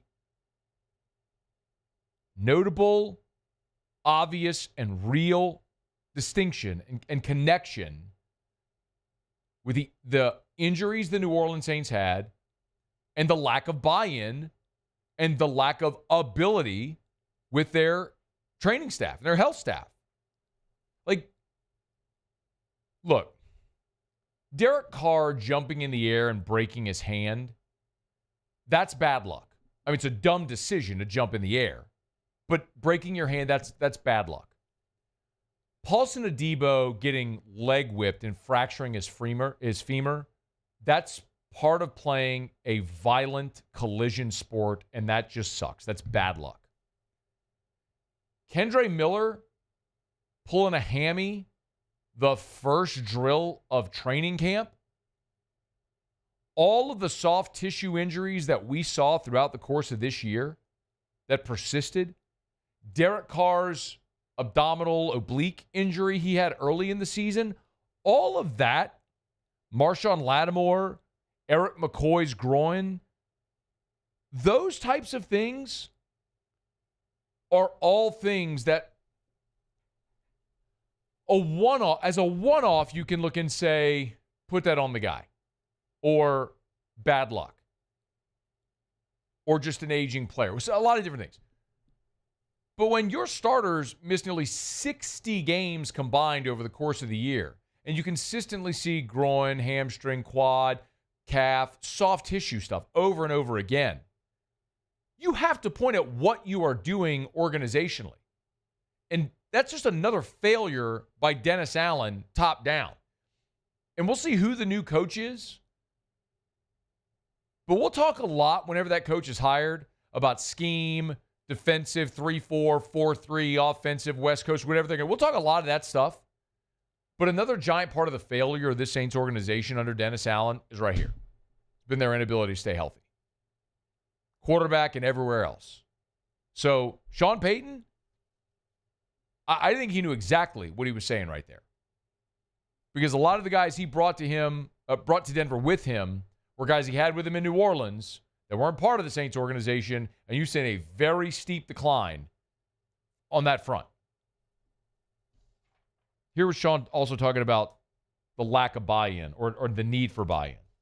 Everyone involved in the process is really excited because here's the thing.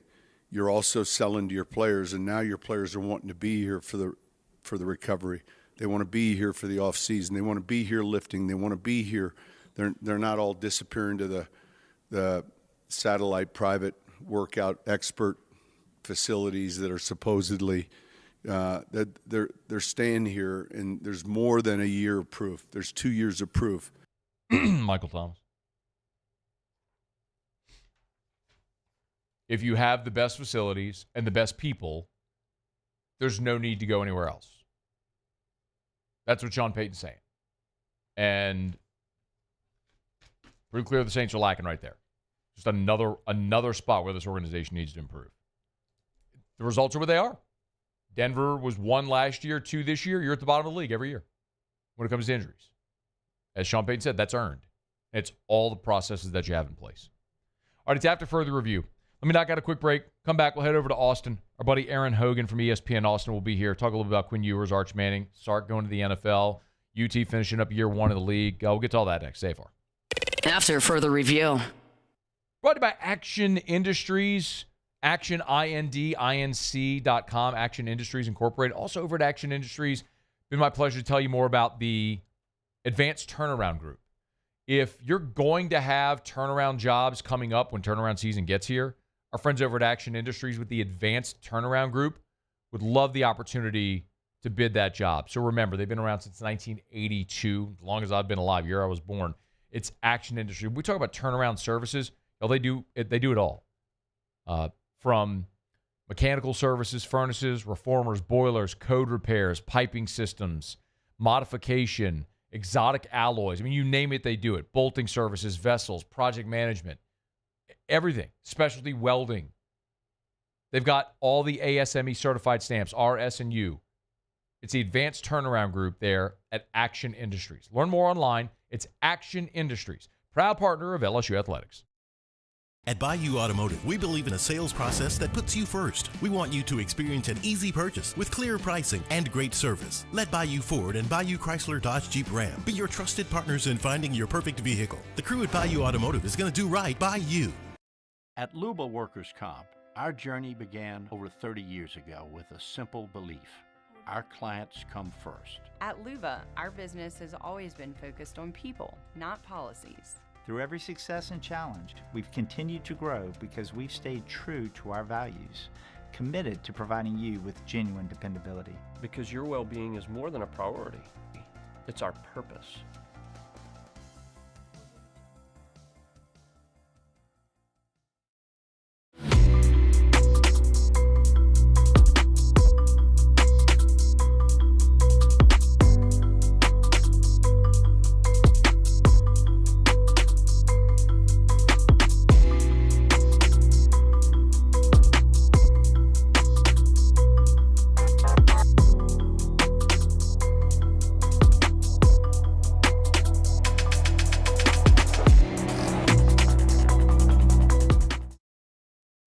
At Ochsner, we know healing is a team sport.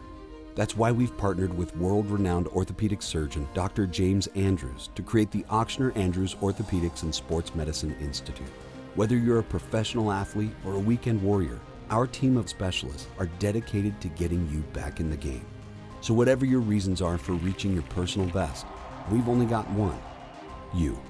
Ochsner Andrews Institute. Long live you. Gulf Coast Office Products is a nationally recognized Savin office equipment dealer based right here in Louisiana. Over 100 employees strong, Gulf Coast has the boots on the ground to support all vertical markets, from education, engineering, legal, and finance. With the latest in office technology, from desktop to production segment units, Gulf Coast and Savin have the perfect fit for you. Call 225-756-2644. That's 756-2644 for Gulf Coast Office Products. Dylan Cruz here to tell you about Six Rings Baseball and Softball Camp. If you live on the North Shore and play ball, go to Six Rings Camps with former LSU assistant coach Dan Canaveri. His knowledge is second to none, and your child will improve and have fun doing it. Camps were held at Coquille Park and Six Rings Academy in Covington with 4 sessions over the summer. Full day and morning only sessions are available from ages 7 to 13. Go to sixringsbaseball.com or call 985-206-9096. Learn the game to love the game. When you can't rely on technology, you can rely on Mountain Cold Refresh. After further review with Matt Moscona, presented by Decision Critical Concierge Nursing. Healthcare for your lifestyle. Learn more at decisioncriticalvr.com.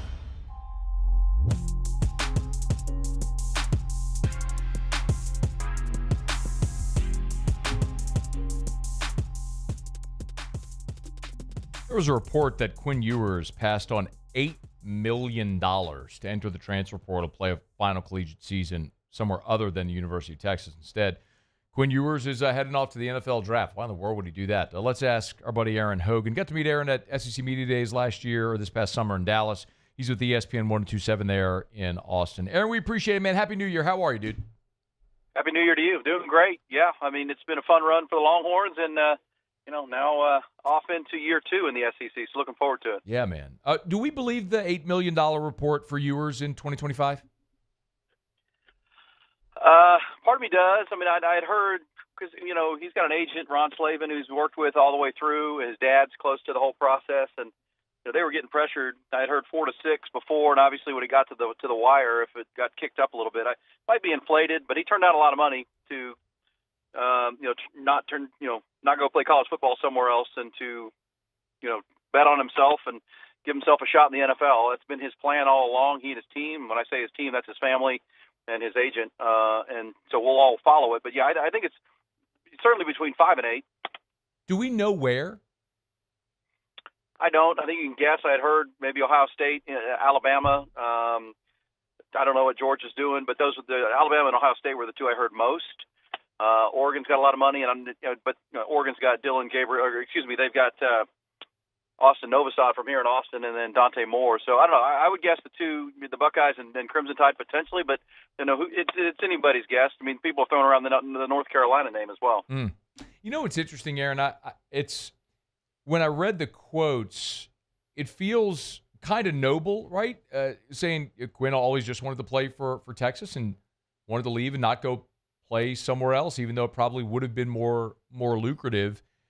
It feels a little romantic in an era of college football where everyone feels like they're a mercenary. Am I missing the mark there? Does that kind of resonate a little bit? No, I think that's 100% the reason. Well, I feel like that's been his life and his football career have been kind of planned. He opted out of his senior year of high school at South Lake Carroll in Texas to go to Ohio State. And, his parents actually, he was growing up in the San Antonio area, and they uprooted and moved up to Dallas and up into the North Dallas area, got him into a football factory area because he was good at football. And, that led to South Lake Carroll when he was early on in high school. So, his parents have been heavily involved in every step, even to opting out of South Lake his senior year to go to Ohio State and make some money and then back to Texas. But at its root, Quinn always wanted to play quarterback at Texas. He grew up loving the Longhorns and Vince Young and Colt McCoy. Those were his, idols growing up. And, he, took the money at Ohio State. But then, and part of the reason because remember, for folks in your area that don't remember, Quinn was committed to Texas and Tom Herman, but Tom Herman lost all that recruiting class. And that was really the end of Tom Herman's run at Texas, that all the recruits started bailing out, got cross with a lot of the families, including the Ewers. And so when he bailed out that summer ahead of Tom Herman's final year, Tom Herman's was done. And as soon as Steve Sarkisian was hired back, as soon as he could, he bolted back to Texas because, again, he always wanted to be the quarterback for the Longhorns. And so I think that means a lot to him. Actually, I know that means a lot to him, too. And he talks to Colt McCoy and he talks to Vince Young quite a lot. They're still around the program. And, so I think it's twofold there, Matt, that, he wants to bet on himself. And this has been part of the Ewers' plan to enter the NFL now and hand the reins to Arch Manning. And I think he wants his legacy to be whatever it is at Texas and leave it at that and not go play for another school and make that part of his college football legacy. I know that, as you said, might sound romantic, but I think that's really, important to Quinn, that's his legacy is the Texas football quarterback. Erin Hogan is our guest, ESPN Austin. You get him on Twitter at Erin Hogan, ERIN, Erin Hogan. Let me ask the very obvious question that probably has an obvious answer, but it sort of needs to be asked just for staying the record. Why doesn't Quinn Ewers go back to Texas for another year? Yeah, Arch Manning. I think that's the obvious answer. I think, I'll give Steve Sarkisian a lot of credit on this, and I think everybody should. He's threaded the needle pretty well on this. There was nobody thought these two would cohabitate on the same roster for as long as they have, but this was always the plan, and I think Sark has been real, clear with the plan to both quarterbacks, both families, of how this is going to play out, and they've all been on board. And one thing I would say, based on back to the last answer, I really think Arch Manning has helped Quinn Ewers a lot, to the mercenary thing you said, because I think early on, certainly when his family was pushing some buttons, I think Quinn went for the money at Ohio State and jumped at the early. I always wondered if he regretted not being a senior in high school and leading his team to possibly a state title after losing in the state title game as a junior, to come back and be the senior leader and win that. But obviously for the family, they did the Ohio State thing. So I think there was a mercenary side. And, you remember when he came back to Texas, Matt, he had the mullet and he's a little pudgy. Yeah. He really grew up a lot here. And I've been told by people close to it that Arch Manning's a part of that, because Arch Manning is the ultimate name in football, but he actually was one of the guys that helped Quinn slow down and really just enjoy college and take it in. And, you only get this one time that, you can be a Longhorn and live it and enjoy it, be a college student at some level, be a college football player, and then when it's time, go. And I really do think the Mannings and certainly Arch has helped Quinn slow down a little bit in that regard, and also, take time to pause and appreciate what it is. I know that's hard to believe in this day and age of college football, but I really believe with those two, that's kind of the mindset. So to that point, now is the peeling off point. Quinn's going to run off and, again, bet on himself that he can and find himself into the, first or second round of the draft and begin his pro career. I really think, Matt, he wanted to make his next stop learning a new offense in the NFL, learning a new locker room in the NFL, whatever that brings. He didn't want to do that again at the college level, having already done it 2 times. Erin, is there any concern in Austin that what might be happening with Texas is exactly what just happened with Oklahoma, where they had really successful veteran quarterback in Dylan Gabriel. They're ready to turn it over to the next guy. Gabriel leaves, has an undefeated season, and OU fell on their face. Like, is there any concern that could happen? I mean, you just essentially, quote-unquote, forced out a veteran quarterback with a ton of experience and success for someone that really high ceiling but unproven. Yeah, I mean, I think it's a real fair question because everything I just laid out, I think Quinn didn't want to leave a legacy somewhere else but Texas, and so maybe he was kind of boxed himself in because that's what he wanted. And it's Arch's time, and we'll see. I think Arch is going to be real good, but at the same time, 4 of the 5 starting offensive linemen are moving on, so it's going to be a kind of rebuilt offensive line in front of him. A lot of his pass catchers for the second straight year, Texas will replace pretty much all of their catches out of whether it's a receiver or a tight end. Gunnar Helm, Matthew Golden, Isaiah Bond, and Silas Bolden are all off to the NFL, so it's a new crop of receivers and a new offensive line. The run game should be good. So, yeah, I think that's a fair question. I think in Austin and just in Texas fandom, the idea is that Sark is got this thing growing, right? They've knocked on the door the last 2 years, and they've really recruited well behind it. They've retained and retained their roster really well. Only 9 Longhorns jumped in the portal between December 4th and now so far. So they're keeping their roster in place, and it's a very talented young roster. So names you don't know, Matt, but also guys that they think are going to be maybe even higher ceiling guys that have already been here. So, yeah, that's the risk. I mean, you're playing some a game of craps here, letting a good quarterback like Quinn Ewers with 30 or almost 40 starts out when he still had eligibility to let Arch Manning have his time. Is there any validity, concern, call it whatever you will, around the noise with Steve Sarkisian in the NFL?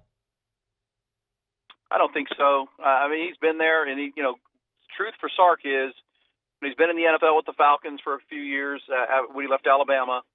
He was with the Raiders way back in his early 30s before the USC thing. So he's got really close friends in the NFL. I mean, Sean McVay and Kyle Shanahan and these guys are among his peers, and these guys not just coaching friends, they're actually friends. They get together and talk football and talk offense, and so I mean I think there's probably an allure there, but I do think what I just said about Sark or the program is this is a growing program with a lot to accomplish. I would say 2-3 years down the road, if they do what he wants, his vision for Arch Manning and this program the next couple of years, I would say call back in 2 or 3 years.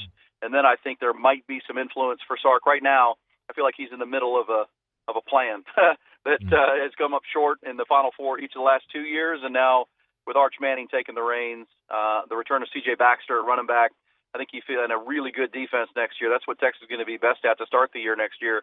I think he feels like the next couple of years can kind of be, Michigan finally kicking in the door after a couple of close calls, Ohio State, Georgia. This can be the next couple of years can be Texas's opportunity to take it to the next level. Nothing to this SEC thing, huh? Come on in, just right into the playoff. What's this big bad SEC thing we heard about all these years? That's got to be the narrative there, huh? Well, kind of, yeah. Well, I think I think we all. Well, I mean, I've been talking about it a lot on our show here in Austin. I mean, people talking about the demise of the SEC. I don't see that. I see, Georgia wasn't as good as people thought, and then Carson Beck got hurt. And gosh, I mean, if you watch the Texas Ohio State game last Friday night, the key players, Quinshon Judkins, who left the SEC for Ohio State, scored 2 touchdowns. Yeah. Caleb Downs made the big play on the toss sweep on second. I mean those guys, Seth McLaughlin leaving Alabama to go play at Ohio State. I mean, that was a weird cycle where Nick Saban retires and moves on and opens up the portal to extremely talented players. They almost bought Quinshon Judkins away from Ole Miss. Ohio State went all in, and what they did was raid the SEC for some key guys, and it might put them over the top. I think that put Quinshon back on Ole Miss this year, put Caleb Downs and Seth McLaughlin and those guys back on Alabama. Who knows? I mean, that's, and I think this, Matt, very well as anybody. Couple of studs like that, superstars, can tip the balance, tip the scales when it comes time to winning games like we saw last Friday night and come championship level. It's never boring, man. That much we know. Erin Hogan, ESPN Austin. Get him on Twitter at Erin Hogan talking about the Horns. We appreciate a couple of minutes, man. Thanks so much. Yeah, anytime. All right, bud. Be well. It is After Further Review. We're brought to you by Michelli Weighing and Measurement. Michelli.com, Michelli.com. I tell you all the time, if you weigh or measure something, they sell, service, rent the products used to weigh and measure. At Michelli, we show the world what measurement can do. But at Michelli, when you're growing the way they are, now with more than 30 different offices and calibration labs across 13 different states, they're also hiring. You can always go to the website, Michelli.com, hit the careers tab at the top right, and you could apply for any job that's opening at Michelli Weighing and Measurement. Not just that. I mean, they've got career opportunities all over the country. You could scroll down and you could see right now, I mean, I'm looking at some of the opening positions. They need account manager in South Carolina, Georgia, Kentucky. They're looking for service techs in Louisville, Hayward, California, Kent, Washington, Stockton, California. I'm telling you, all over the country. They got a great veteran program as well. So if you're someone who served our country, they have a great program to help transition you from your service if you're active duty or if you are retired. You can learn more at Michelli Weighing and Measurement. Michelli.com, Michelli.com. Hit the careers tab and you can learn more. At Michelli, we show the world what measurement can do. Thanks to Erin Hogan. There is some validity for Texas. Look, you came in year one and you made the SEC championship game and made the playoff. They also, it's something I said this summer. It was almost as if the schedulers at the SEC went to Steve Sarkisian and said, here, you pick your schedule this year. And you also heard Erin say there that, yeah, Georgia was down. They were, and they also beat Texas twice. So there is part of this that Texas had a clear path in year one, whereas Oklahoma had a gauntlet, and Texas, I think, was also a very good team. You had a very good Texas team and a very manageable path. Doesn't always happen that way in the league, but the other part of that is very true. Texas came into the SEC post-Saban, and that does absolutely, as we've talked about here, change the balance of power, not just in this league, but in all of college football. And it will be fascinating to watch how that continues to unfold each year post-Saban and what that means for the league. The other thing, too, this is a 12-team playoff era. I mean, consider if this was 1 year ago, the 4-team playoff would have been Oregon against Penn State, Georgia, Texas for the third time. That would have been your playoff. Ohio State and Notre Dame would have been out. So if it was still a 4-team bracket, it would have been what everybody said. Oh, the Big Ten, the SEC are going to own this thing. And then Georgia or Texas would have been in the championship game. Anyway, sample size will grow. We'll continue watching. See what happens. All right, let me knock out our final break of hour number 2. Jimmy will be here in 1 hour for Otter Locks. So make sure we get Otter Locks up at LouisianaSports.net. I don't see them posted yet. I'm sure Hun will get on it soon. So we'll have Otter Locks coming up at LouisianaSports.net. You can get them there for free. Jimmy will be with us in an hour. Chris Trapasso, CBS Sports Draft Analyst. He's here in 30 minutes. Don't you move. It's AFR. AFR. We're brought to you by Duplessis Builders, DuplessisBuilders.net, DuplessisBuilders.net. Y'all, if you've ever dreamt of having that pool, that outdoor kitchen, that spa, there's a lot of companies that can build you a pool. But at Duplessis Builders, it's their craftsmanship that sets them apart. The industry standard is a 1-year warranty on workmanship. At Duplessis Builders, they offer a 10-year warranty. 10 years on their work because they take the time to do it right. Listen, you've probably heard horror stories of people who've had a bad experience with their pool builder. Read reviews. Go meet Derek Duplessis and the staff over at Duplessis. Go to their showroom on Airline Highway in Gonzales next to their houses. You'll be blown away like I was. Their commitment to their customers and quality, it's DuplessisBuilders.net.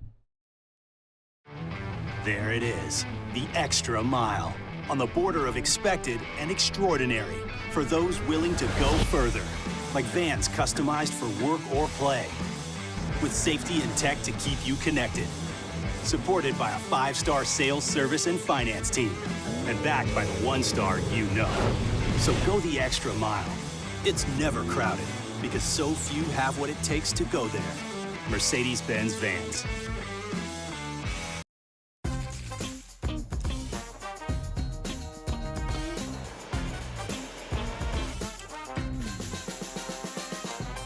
The best kept secret in town is out. Discover Tallulah at the Renaissance Hotel on Bluebonnet. Gulf Coast Bank and Trust is giving our customers the power to bank anywhere, anytime during this challenging event. And we're right there with you. Our mobile banking app is a smart way to manage your money and time. Gulf Coast Bank and Trust, the bank that cares about you. The Windsor Senior Living Community in Mandeville, Louisiana is a beautiful, vibrant apartment community geared toward seniors. They are nestled right in the heart of Mandeville, where seniors live a more carefree lifestyle in spacious apartments with the peace of mind that comes from having a little extra help. Call the Windsor at 985-624-8040 to schedule a lunch and tour. Come see how the Windsor can be your passport to peace of mind. At Bayou Automotive, we believe in a sales process that puts you first. We want you to experience an easy purchase with clear pricing and great service. Let Bayou Ford and Bayou Chrysler Dodge Jeep Ram be your trusted partners in finding your perfect vehicle. The crew at Bayou Automotive is going to do right by you. I've been doing business with Luba for 25 years. They're dependable, trustworthy. It's just the attention to detail with our clients. Our folks have years and years of experience. They're highly trained professionals, but many companies have that asset. What I'd like to think makes Luba a bit different is that we use those talents in a way that truly is dedicated to serving the needs of the folks who depend on us. Breck teamed up to reimagine your parks, and you imagined big. With your help, we went to work, creating 12 beautiful community parks across the parish. A family-sized water park, miles and miles of trails, and parks just for your dogs. There are more places to splash, to explore, to run wild, and even soar. You imagined, we delivered. Gold. Breck, your #1 park system in the nation. At Bayou Automotive, we believe in a sales process that puts you first. We want you to experience an easy purchase with clear pricing and great service. Let Bayou Ford. After Further Review with Matt Moscona, presented by Decision Critical Concierge Nursing. Healthcare for your lifestyle. Learn more at decisioncriticalbr.com.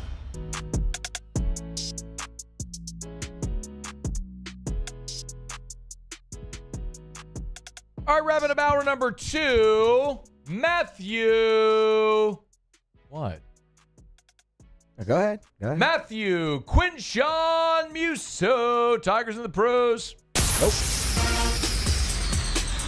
Tigers in the pros. They still bleed purple and gold. They're just really rich now. All right, Alex Bregman's free agent quest. No. Is now entered its 3rd month. He's still looking for the new home. We have a bit of an update on Thursday, although it still doesn't have a clear path to ending. Just a brief reset. You'll remember it was reported earlier that Bregman reportedly turned down a 6-year, $156 million offer from the Houston Astros, really looking for a $200 million contract as the initial target for he and his agent, Scott Boras. However, that has not come to fruition yet. As it stands now, the 3 main suitors remaining for Bregman are the Red Sox, Tigers, and Blue Jays.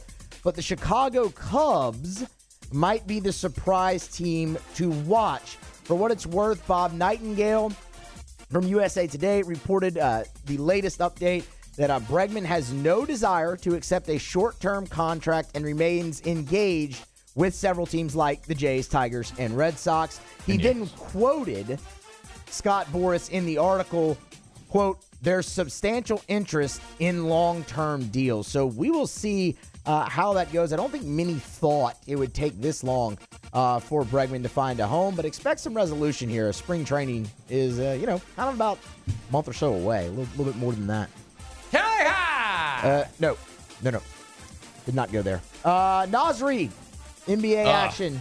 Should have stayed. Should have. Really solid night, though, for him nonetheless. 29 minutes off the bench, 15.6 rebounds for Nas made up his night, +8. Timberwolves did lose by 1 to the Warriors.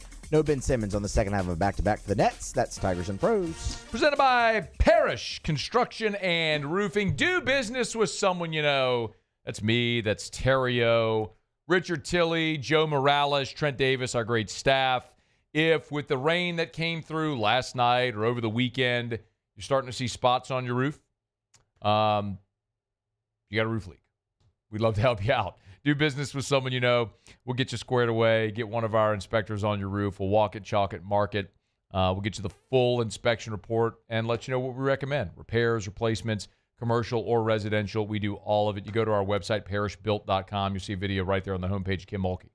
We've done plenty of work for Coach, for her family. If it's good enough for Kim Mulkey, we can help you too. Do business with someone you know. Parishbuilt.com. Parishbuilt.com. Fill out the form on the homepage. Boom, we'll be right in touch. Parrish Construction and Roofing. Parishbuilt.com. All right, it's after further review. 2 hours already in the books. Otter Locks coming up. Chris Trapasso talking some draft from CBS Sports. Don't you move. Hour number 3 is right after Sports Center. It's AFR. AFR. I'm looking across the studio. Read that clock crystal clear. Got a schedule poster on the wall. I don't know, about 25 feet away. Can read that crystal clear. Got superhuman vision.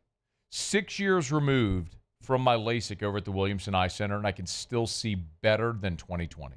The only regret I have, the singular only regret I have about LASIK is I didn't do it 10 years sooner. It's the only regret I have. And you talk to anybody that had LASIK or refractive procedure, and they'll probably tell you something similar. Their only regret is not doing it sooner. Safest elective procedure in the history of mankind.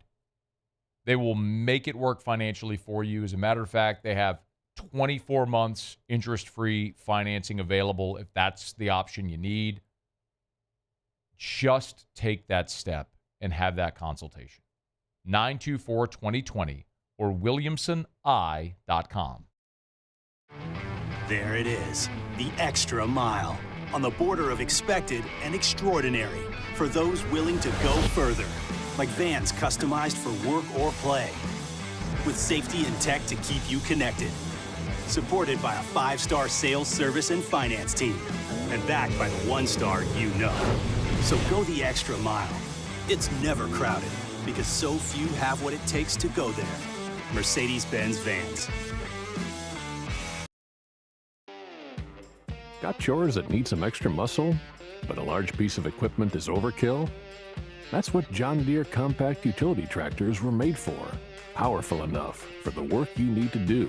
Compact enough for how you need to do it. Find the equipment that's right for you at Sunshine Quality Solutions. Check out our current promotions and learn more about what it means to be powered by sunshine at sunequip.com.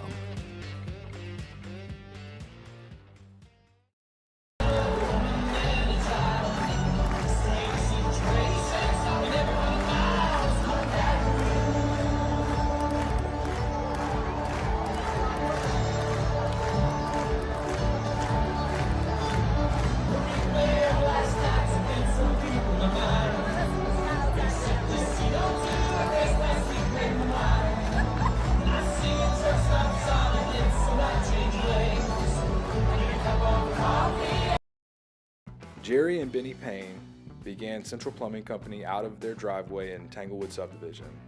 50 years later and 4 generations down the road, we continue to serve Baton Rouge and the surrounding areas for all of their plumbing needs. Residential, commercial, industrial, or hospitality, Central Plumbing is here 24/7, 365.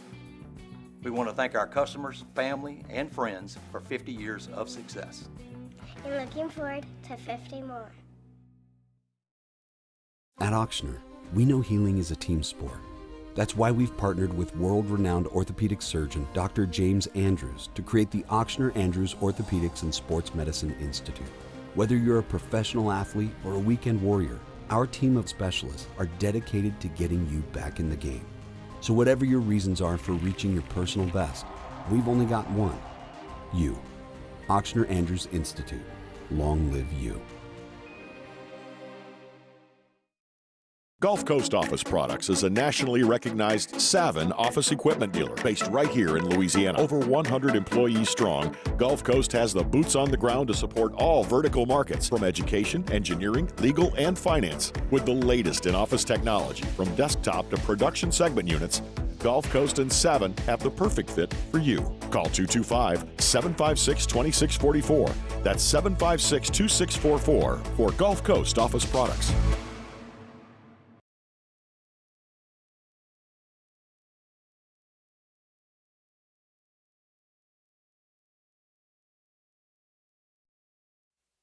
This is SportsCenter. I'm Doug Brown. Legendary Brewers broadcaster Bob Uecker has died. Uecker played in the big leagues as a backup catcher for 6 years, including winning a World Series with the Cardinals, but later became a comedian, actor, and pitchman. Veteran broadcaster Bob Costas on what the Brewers players thought of Uecker. They considered him one of them. He often pitched batting practice in uniform well into his 70s. He loved being in the clubhouse. He had his own locker in the clubhouse. When the Brewers made the playoffs, they voted him a full share, which of course he then in turn sent to charity. Bob Costas on the Michael Kay Show on 880 ESPN New York. Bob Uecker was 90. The NBA says there should have been a goaltending call on the Pelicans in the final seconds against the Mavericks Wednesday night. P.J. Washington's bucket would have given Dallas the lead with 15 seconds to go. They lost the game by 3. The PGA Tour will move next month's Genesis Invitational to another site after wildfires near Riviera Country Club, the new location to be announced in the coming days. ESPN Radio is presented by Progressive Insurance. At Progressive, they're making things even easier. They'll help you bundle your home and car insurance together so you can save on both. Learn more at progressive.com or 1-800-PROGRESSIVE. Matt Moscona. I'm very important. After further review. Say it one more time. After further review with Matt Moscona. And here we go. Live from the Mercedes-Benz of Baton Rouge studio. Let's rock! Go!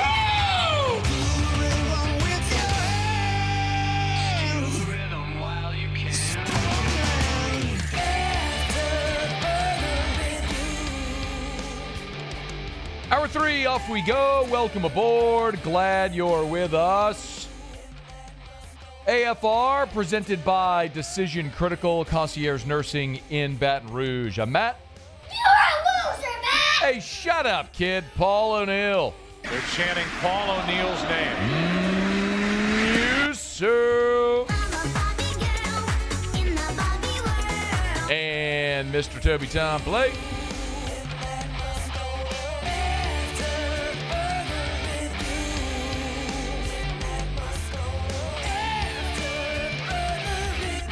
All right, we're here. Glad you are as well. 5 o'clock quitting time. Glad you're driving home with us. Chris Trapasso, 15 minutes. We'll talk some draft. Bottom of this hour, Dion to Dallas. Could it happen? I know we're not a Dallas show. We're not a Cowboys show. We did have David Hellman with us here yesterday to talk about really Mike McCarthy. But I think every coaching opening is relevant because the Saints are one of the 6 jobs open right now. And so who lands where is relevant because it's a game of musical chairs. And all these candidates are there, and every time someone gets a job, you pull away one of those chairs. So, I mean, Saints going to land on somebody. Who's it going to be? So all that stuff matters. We'll continue to follow it here as we move on. Hey, remember, you can always text the show in the 225-396-4400, 396-4400, 396-4400. Lots of ways you can get involved in the show. I would like to I would like to shout out several of you who have sent me this link. Sometimes I tell you, you can be my best eyes and ears. I'm just one guy. I don't have the bandwidth to see everything. Musso and Paulie do a good job keeping us all up to date. Sometimes we miss things. So shout out to my guy Stephen Miller, who was the first to point this out to me today. If you're in Tuscaloosa on January 21st and you're around the Hank Crisp indoor facility at 6 p.m., you too could be a member of Kalen DeBose's Alabama Crimson Tide team. That's right. Walk-on tryouts are going down in Tuscaloosa. They're so friggin' desperate after another 25 guys left the team. 25 guys hit the transfer portal here in this cycle. No biggie. Just a third of your roster gone into the portal again, Kalen. I done been trying to tell y'all this for a long time now. Maybe sometime y'all finally listen to me. That Mickey Ficky's on fire, has been for more than a year. 24 Alabama Crimson Tide football players gone out of the transfer portal. Desperate now. Calling out walk-ons. Come try out for the team. Make us better. Maybe we'll find Forrest Gump somewhere in the student body that can return kicks for us. Oh, it just keeps getting worse and worse. I'll just keep laughing at him every step of the way. All right, it's after further review. I understand a lot of people have walk-on tryouts, y'all. I'm just kidding. But it is fun to make fun of them. Kick them in the shins while you can. Heather Dinich was with us last hour, if you missed it, and we were just kind of busy rolling through things. I didn't get a chance to reset what we were talking about with Heather. She's got a piece up as the powers that be, the FBS commissioners and the Notre Dame athletic director are meeting this week about the future of the college football playoff. And if anything is going to change, it has to be unilateral. So if they're going to change anything for 2025, the vote has to be unanimous. So one of the things that I and many have talked about is maybe seeding according to ranking next year, not having the top 4 highest ranked conference champions get the buys, because that obviously was a problem this year where you had Boise State and Arizona State get buys, and a team like Oregon, who was the number 1 seed, because Ohio State ended up being seeded too low, ended up having to play Oregon. You understand, like, it just wasn't the bracket wasn't equitable. It's why you had terrible games in round 1 and you had better games in round 3. You had matchups that were just off by a round. So if that's going to happen, everybody would have to vote unilaterally. It would have to be a unanimous vote to make any type of change for 2025. That's unlikely to happen, because think of it. If you're the Mountain West, you're pumped with how this worked because Boise got a bye. If you're the Big 12, you're pumped because Arizona State got a bye. That didn't serve those teams well. But, I mean, I think more likely what we're going to see happen is a change in 2026. But when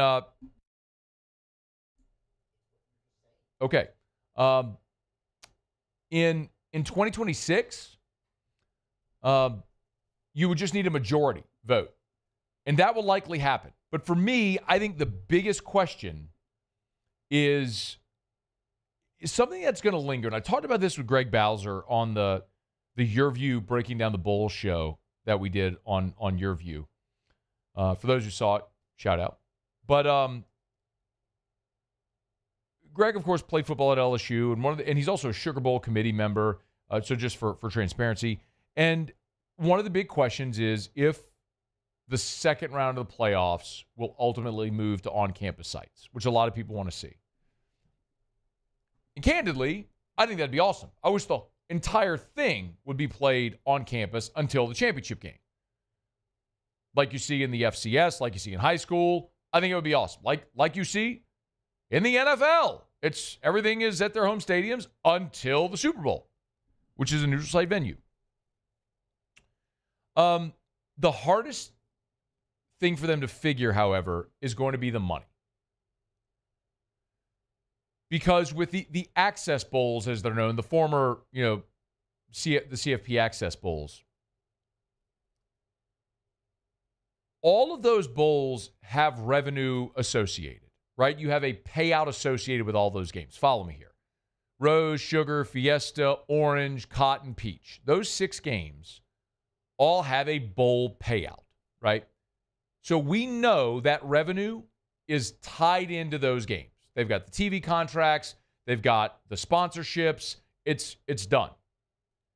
If you move those games out of the bowls on campus, will the revenue on campus match or exceed what you'd have for those games. And that's one question. Number two is, what's the revenue split? Does the home team get more? Well, if that's the case, then the road team would be ticked. Because as it stands now, it doesn't matter if it's Texas or Arizona State. They're playing the game. Their revenue split equally, for the participation in the game. As for college football playoff revenue, the leagues have their payout. But ultimately, all of this comes down to the dollars and cents. They only were willing to go to 12 when the money made sense. So if they can find a way to make the money make sense to have the rounds on campus, they'll do it. But it's the same reason why people always ask, why do we still have bowl games when people don't attend bowl games and players opt out? Because you can make money on them. As long as there was a sponsor and a TV network, there will be bowl games, no matter who opts out or anything like that, because there will be an opportunity to make money. If the SEC has 10 bowl tie-ins, that is like salary. That's 10 payouts that are going into your pot to be divvied up among your league members. It's the same thing with this. It's why those bowls are associated, because they've already got the TV contracts and the sponsor dollars already baked into it. And then you'll have ticket sales and everything on top. If you move it outside of those, there's a grand unknown if you move it on campus. So that's a challenge, man. That's a real challenge that they'll face for 2026.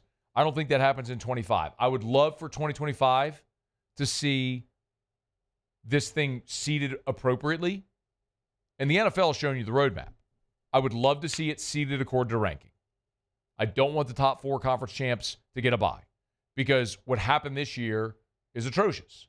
You would have maybe a team like Texas or Penn State or Ohio State, like good football teams that didn't win their league, that are seeded too low, because not all leagues are created equal. There's no chance Boise and Arizona State should have been a top 4 seed, and that threw off the whole thing. We've gone over the hypothetical bracket before, what it would have looked like if you had seeded according to ranking. And if you had seeded according to ranking, this thing would have looked much more appropriate. You would have had Oregon, Georgia, Texas, Penn State with byes. And in the opening round, Notre Dame would have hosted Arizona State. Notre Dame would have hosted Clemson. Ohio State would have hosted Arizona State. Tennessee would have hosted SMU. And Indiana would have hosted Boise State. That would have been your opening round on-campus games. And those games would have been more competitive, more attractive, more appealing, all that sort of stuff. And then Oregon, Georgia, Texas, and Penn State would have played ultimately the winners of those games that would have been reseeded after the first round. It's an easy way to do it. But getting everybody to agree isn't going to be possible, because everybody has different motivations, which is the inherent problem with the way college football is structured. Because the Mountain West is not the same as the SEC. The Big 12 is not the same as the Big 10, even though we try to pretend like they are all in the same classification of the football bowl subdivision, the FBS. We'll get there, but it's just baby steps. All right, it's after further review. Let me knock out a quick break. We'll talk some draft. Chris Trapasso from CBS Sports will be here next. He's got Will Campbell as a 3rd overall pick. And he's got an interesting play for the New Orleans Saints at 9. We'll get to that next. It's AFR. AFR. Brought by the Watermark Hotel, Renaissance Hotel, to amazing hotel properties. Watermark Downtown, Renaissance Southtown. Remember the Watermark Hotel, Baton Rouge's premier hotel property? When you go to the Watermark Hotel, they have done an exquisite job of repurposing this historic building in downtown Baton Rouge. The original Louisiana National Bank building. There's so much of the original marble, like marble staircases. The bank vaults they've made into private dining and private meeting spaces, which is so cool to walk into. When you walk into the lobby, you go down the marble staircases and you see these bank vaults that have been, hollowed out. And you got these tables where you can eat, work. It's incredible to see. Of course, the Gregory right there in the lobby of the Watermark Hotel is a classic dining experience that you have to try if you haven't yet. Valet parking always complimentary when you eat at the Gregory. It's the Watermark Hotel. At Luba Workers' Comp, our journey began over 30 years ago with a simple belief: our clients come first. At Luba, our business has always been focused on people, not policies. Through every success and challenge, we've continued to grow because we've stayed true to our values: committed to providing you with genuine dependability. Because your well-being is more than a priority. It's our purpose.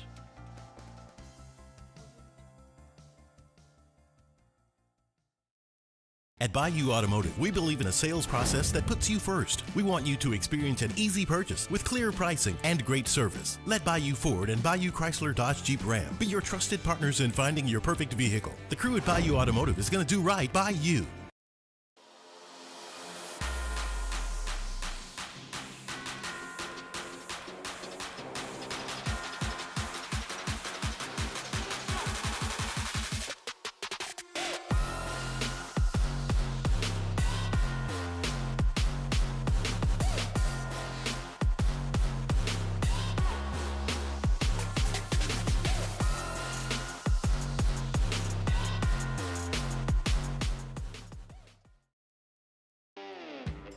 Got chores that need some extra muscle, but a large piece of equipment is overkill? That's what John Deere compact utility tractors were made for. Powerful enough for the work you need to do. Compact enough for how you need to do it. Find the equipment that's right for you at Sunshine Quality Solutions. Check out our current promotions and learn more about what it means to be powered by sunshine at sunequip.com. Dylan Cruz here to tell you about Six Rings Baseball and Softball Camp. If you live on the North Shore and play ball, go to Six Rings Camps with former LSU assistant coach Dan Canaveri. His knowledge is second to none, and your child will improve and have fun doing it. Camps were held at Coquille Park and Six Rings Academy in Covington with 4 sessions over the summer. Full day and morning only sessions are available from ages 7 to 13. Go to sixringsbaseball.com or call 985-206-9096. Learn the game to love the game. Breck teamed up to reimagine your parks, and you imagined big. With your help, we went to work, creating 12 beautiful community parks across the parish. A family-sized water park, miles and miles of trails, and parks just for your dogs. There are more places to splash, to explore, to run wild, and even soar. You imagined, we delivered. Gold. Breck, your #1 park system in the nation. At Bayou Automotive, we believe in a sales process that puts you first. We want you to experience an easy purchase with clear pricing and great service. Let Bayou Ford and Bayou Chrysler Dodge Jeep Ram.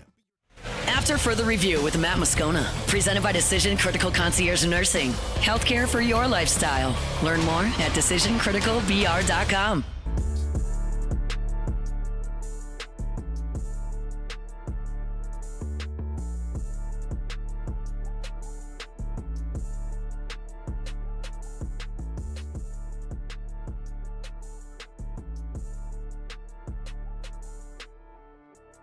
Well, when you're looking for a new coach, that pretty much headlines the offseason, that and then the hope associated with the NFL draft. That's kind of where the Saints are right now. Chris Trapasso, our buddy from CBS Sports, going to join us now. He's got a new mock draft up that dropped yesterday. We'll talk a little bit about it. Chris, we appreciate you, man. How are you? Doing good, man. Thanks for having me again. Man, it's always our pleasure. We appreciate you making time. Let me start with what you have the Saints doing at 9. And it's interesting because the Saints are one of those teams that's quite honestly bad everywhere. So no matter what you do at 9, it probably is going to hit a need. But you have him going Luther Burden, the wide receiver from Missouri. Why? Here's why. I think when healthy, the Saints receiver group has so much talent down the field. When Chris Olave is healthy, he can get open at the intermediate level. We know what Rashid Shaheed can do downfield. But Luther Burden is kind of that, I'm almost copying him to Deebo Samuel Light, where after the catch, making defenders miss, the contact balance that he plays with, he's not going to necessarily separate vertically a ton, but Derek Carr can throw him those high percentage throws that have really been only kept for Alvin Kamara of late over the last 2 years and turn those into 10, 15, 20-yard gains. Chris, if you were listing out, and a draft is tough to do, right? Because you're sort of blending need and best available and all that sort of stuff. But if you were looking at the Saints roster and you were trying to measure need, what would you put at the top of that list? Okay, so this is difficult. I think, and you mentioned it at the jump there, that they have a lot of needs, and they really, anywhere they go, I don't think the position-wise, they're not going to take any criticism, because you could really make an argument for a lot of different positions. To me, if it's just strictly looking at needs, it's probably on the edge with Chase Young's contract voiding, Cam Jordan at the end of his career. I think outside of Carl Granderson, they need another premier pass rusher. But if you're factoring in value to a team in the modern NFL, I think wide receiver makes a huge difference, probably the biggest difference. And I get that Luther Burden doesn't really look like the classic top 10 wide receiver, but in kind of a down wide receiver class, they could maybe get the first or the second wide receiver off the board at number 9 that would really move the needle next season. Maybe even starting as that wide receiver number 3 as a rookie. You have Abdul Carter from Penn State, the fantastic edge rusher. Mentioning edge rushers, 1 pick later to the Bears. Would Abdul Carter make sense to the Saints? Are there other players that might be on the board there at 9 that could help off the edge? He certainly would make sense. And he's going to come into the pre-draft process with a lot of momentum because of how well he played in that semifinal game against Notre Dame with an injured shoulder. And he really made the Micah Parsons transition in college, that he was off the ball, then they moved him on the edge, and he had 60 pressures on a little over 30 pass rushing snaps in 2024, which is a crazy high pressure rate. He would certainly make sense, maybe a little bit smaller than what the Saints have really leaned toward over the last 4 or 5 years. But I really like this edge rusher class. I love James Pierce out of Tennessee. I know that you're there in SEC country. Certainly know what he did for the Volunteers on the edge. He's big, he's long, just needs to gain a little weight. But the bend, the pass rush moves, the speed to power conversion is all there. And then Nick Scourton from Texas A&M, who came over from Purdue and was that more of that Cam Jordan type body, who can play inside and out and has NFL caliber power. So for as much as we're going to hear about it being a down wide receiver class and a down class in general, the edge rusher group and interior defensive line is very good. Chris Trapasso is with a CBS Sports NFL draft writer on Twitter at Chris Trapasso. I probably should have started with what you did at the top of the draft, because that's probably going to get the most attention, because you do have 2 quarterbacks, and you mock a trade with the Giants going up to 1 to take Cam Ward, and then Jalen Milroe, number 2 to Cleveland. All right, Chris, explain. Well, let's keep this in context. It's still relatively early, and I do a mock draft every week, so I can't just keep putting Cam Ward, Shedeur Sanders, Cam Ward. So I like to just see how the ripple effect would really impact the entire first round if it's a little bit of a surprise. We've had that before. 2014, Blake Bortles is the first quarterback off the board at 3 overall, really caught a lot of people by surprise. There's been those surprises, maybe Daniel Jones going inside the top 10. 2019, we always see a riser. Certainly Joe Burrow, Baker Mayfield, Kyler Murray were not really on the radar. Even Zach Wilson in 2021. I think with Jalen Milroe, right now there's essentially zero buzz. And I think the way that Anthony Richardson's second season played out in Indianapolis probably hurts Milroe, because he was that freaky athlete that was raw as a passer, and that's kind of what you're getting with Milroe. But I think at the combine and during this pre-draft process, Milroe has a very good opportunity to separate himself with his arm strength and his athleticism away from Cam Ward and Shedeur Sanders. And if there's any teams that are afraid of, the circus and all the entitlement that might come with Shedeur Sanders, I think they could talk themselves into kind of Jalen Hurts 2.0 with Jalen Milroe. Certainly Jalen Hurts was not a ready product once he joined the Eagles in 2020, and he's been in the Super Bowl now, and he's part of an integral team that's in the playoffs every year in the NFC. So that's just wanted to look to see how the first round would shake out if Jalen Milroe does erupt at the combine and starts to generate that buzz that can be really important during the pre-draft process. For what it's worth, in the draft, Chris has Shedeur going 6 to the Raiders. Is there a scenario where, the Saints in their entire franchise history have used a first-round pick on a quarterback one time. It was Archie Manning in 1972. So crazy. I don't think it's going to happen. But is there a scenario where you could see the Saints at 9 taking a quarterback, or a quarterback maybe sliding where they could be in play to move up to take a quarterback?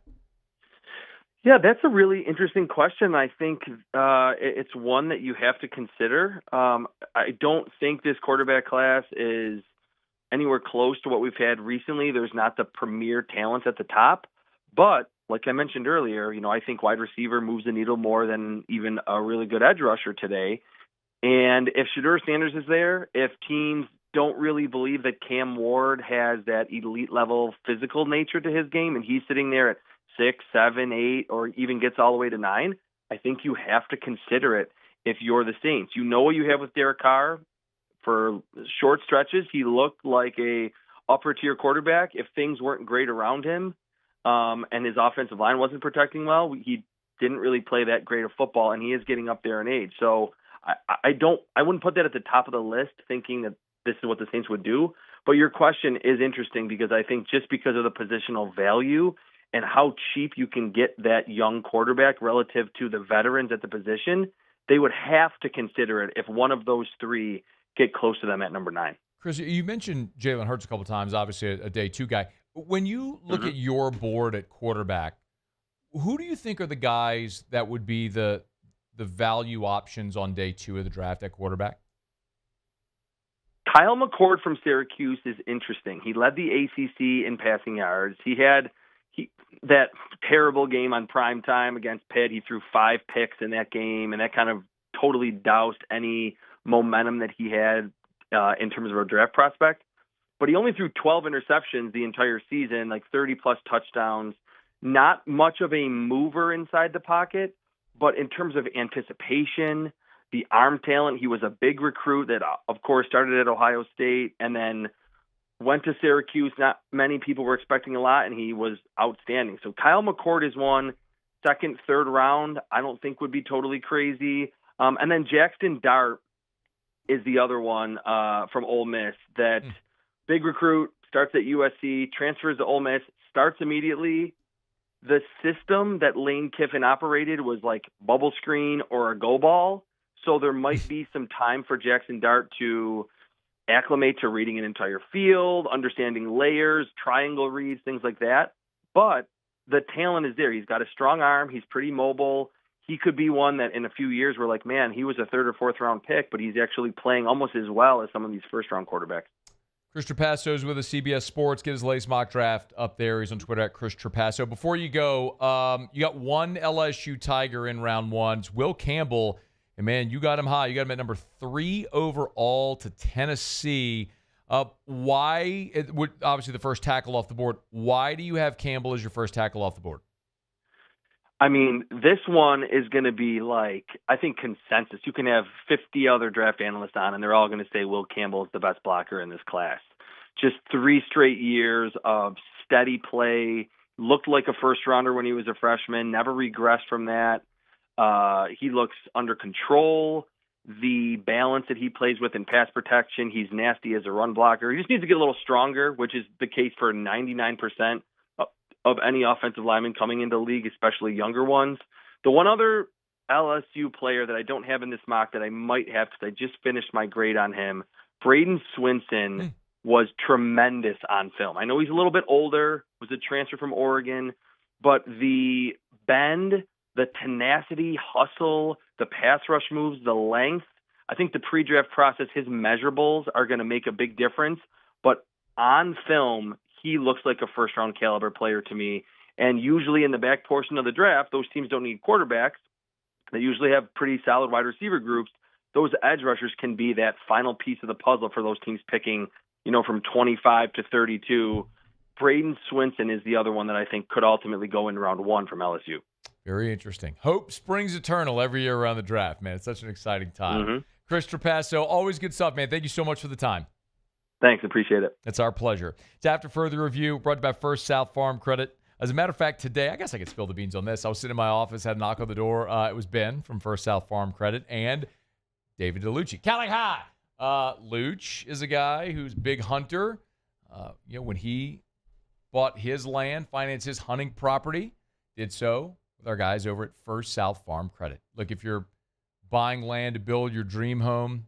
If it's like Luch or Ben McDonald and you want to buy that property, that recreational property, tired of sharing a lease with a bunch of other people, First South Farm Credit can make it happen. Go to firstsouthland.com. Start there. Go to the website, firstsouthland.com. It's this easy. If you're thinking of buying land, your first call should be to First South Farm Credit, because since 1916, First South Farm Credit has done one thing better than anybody else. They help Louisianians buy land. Go to firstsouthland.com, firstsouthland.com. How about that, man? Chris Trapasso? I mean, that was a pretty definitive statement, right? To say, this will be unanimous. Will Campbell is the best blocker in the draft. What's interesting about that is you do see a lot of mock drafts that have, like, Banks from Texas maybe going ahead of Will Campbell. And maybe I could have asked for a bit of a clarification there, but he's got Armand Membo from Missouri, 11 as the second tackle off the board. I'm scanning real quickly to see who else. Tyler Booker, which is an interior lineman at 18. Am I missing something here? Does he not have Kelvin Banks? Oh, there's Kelvin Banks, 25 to the Texans. So, and then Wyatt Millum. I don't know Wyatt Millum. West Virginia offensive tackle, one pick later at 26. Anyway, I think it's interesting that he says he's the best blocker. And didn't necessarily say the best tackle, best prospect, whatever, but the best blocker. And I think it's hard to argue against that with the career Will Campbell had at LSU. So, I think 3 is probably the highest I've seen Will Campbell mocked so far, but we'll continue to watch throughout this process, the pre-draft process, as it moves along. All right, it's after further review. We're glad you're with us. Let's knock out a quick break. Otter Locks here in about 15 minutes from right now. We'll make sure Otter Locks are posted over at louisianasports.net. So be sure to get them there as well. Well, I got a break. Come back. Dion to Dallas. We'll get you the latest odds for every NFL coaching candidate, NFL opening. We'll do that next on AFR. AFR. Okay, y'all. Next week, the freeze is coming. But even with that cold weather, it's weird to say it, but this is the perfect time if you're thinking of planting a tree in your yard. Fruit trees, citrus trees, things like that. They love the cooler weather. This is the time where you need to get it in the ground, and nobody has a better selection than Clegg's Nursery. Get by any of the Clegg's Nursery locations. Siegen Air Airline, LA 16 in Denham, Mid-City on Donmore, and the Garden Center on Greenwell Springs. Tell you every day to buy local and shop local over at Clegg's Nursery. Also, they've got Johnny Naylor seeds. So, got those spring gardens coming. They get Johnny Naylor seeds. Shipment arriving daily, weekly, tons of flowers. And listen, with that freeze coming next week, if you need advice on how to care for your plants, Clegg's Nursery can help. You don't buy any of the locations and ask. Buy local, shop local, Clegg's Nursery. Gulf Coast Bank and Trust is giving our customers the power to bank anywhere, anytime during this challenging event. And we're right there with you. Our mobile banking app is a smart way to manage your money and time. Gulf Coast Bank and Trust, the bank that cares about you.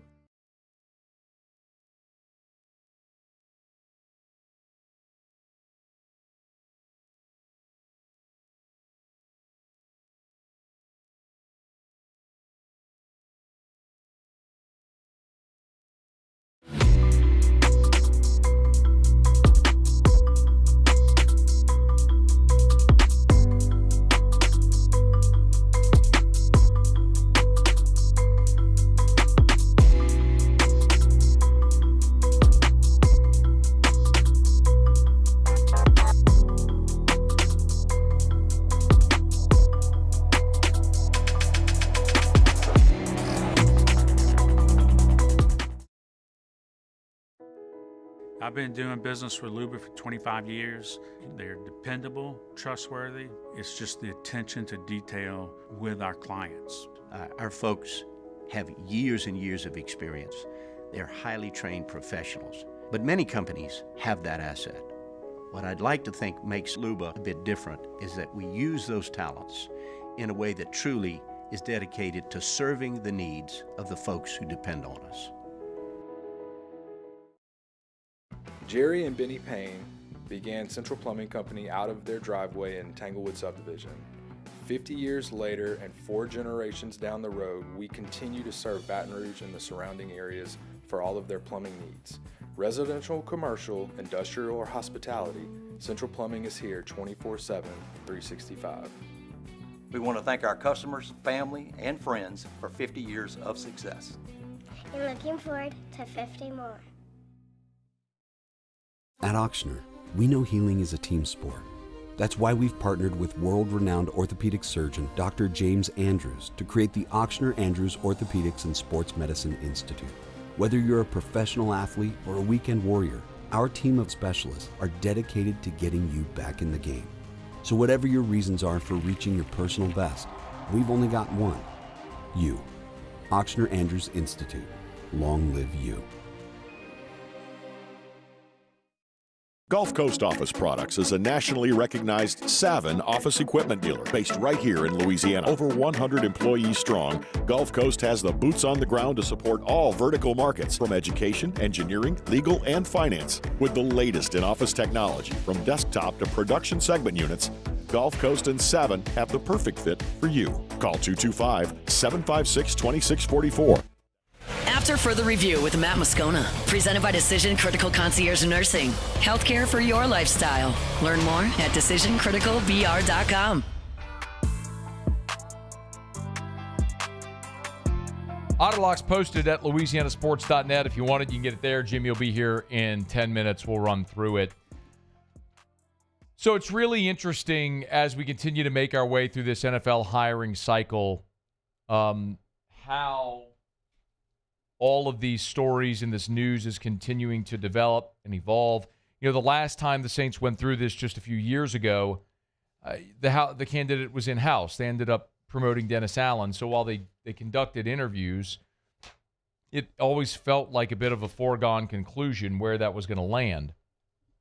And ultimately it did land on Dennis Allen. Well, now we're looking around the league and the 6 openings. One of the openings has been filled already, obviously, with the Patriots hiring Mike Vrabel. But you look at the other jobs that are open, and most notably Dallas right now, it's turning into a bit of a circus. Ben Johnson, for whatever it's worth, has sort of emerged now as the favorite for the Raiders job. This is all courtesy of Bet Online, and we've got the whole list up at louisianasports.net. If you hit under the sports betting tab, you'll see it all right there. But Ben Johnson now is plus 150, the favorite to be the Raiders' next full-time coach. Apparently, and this is according to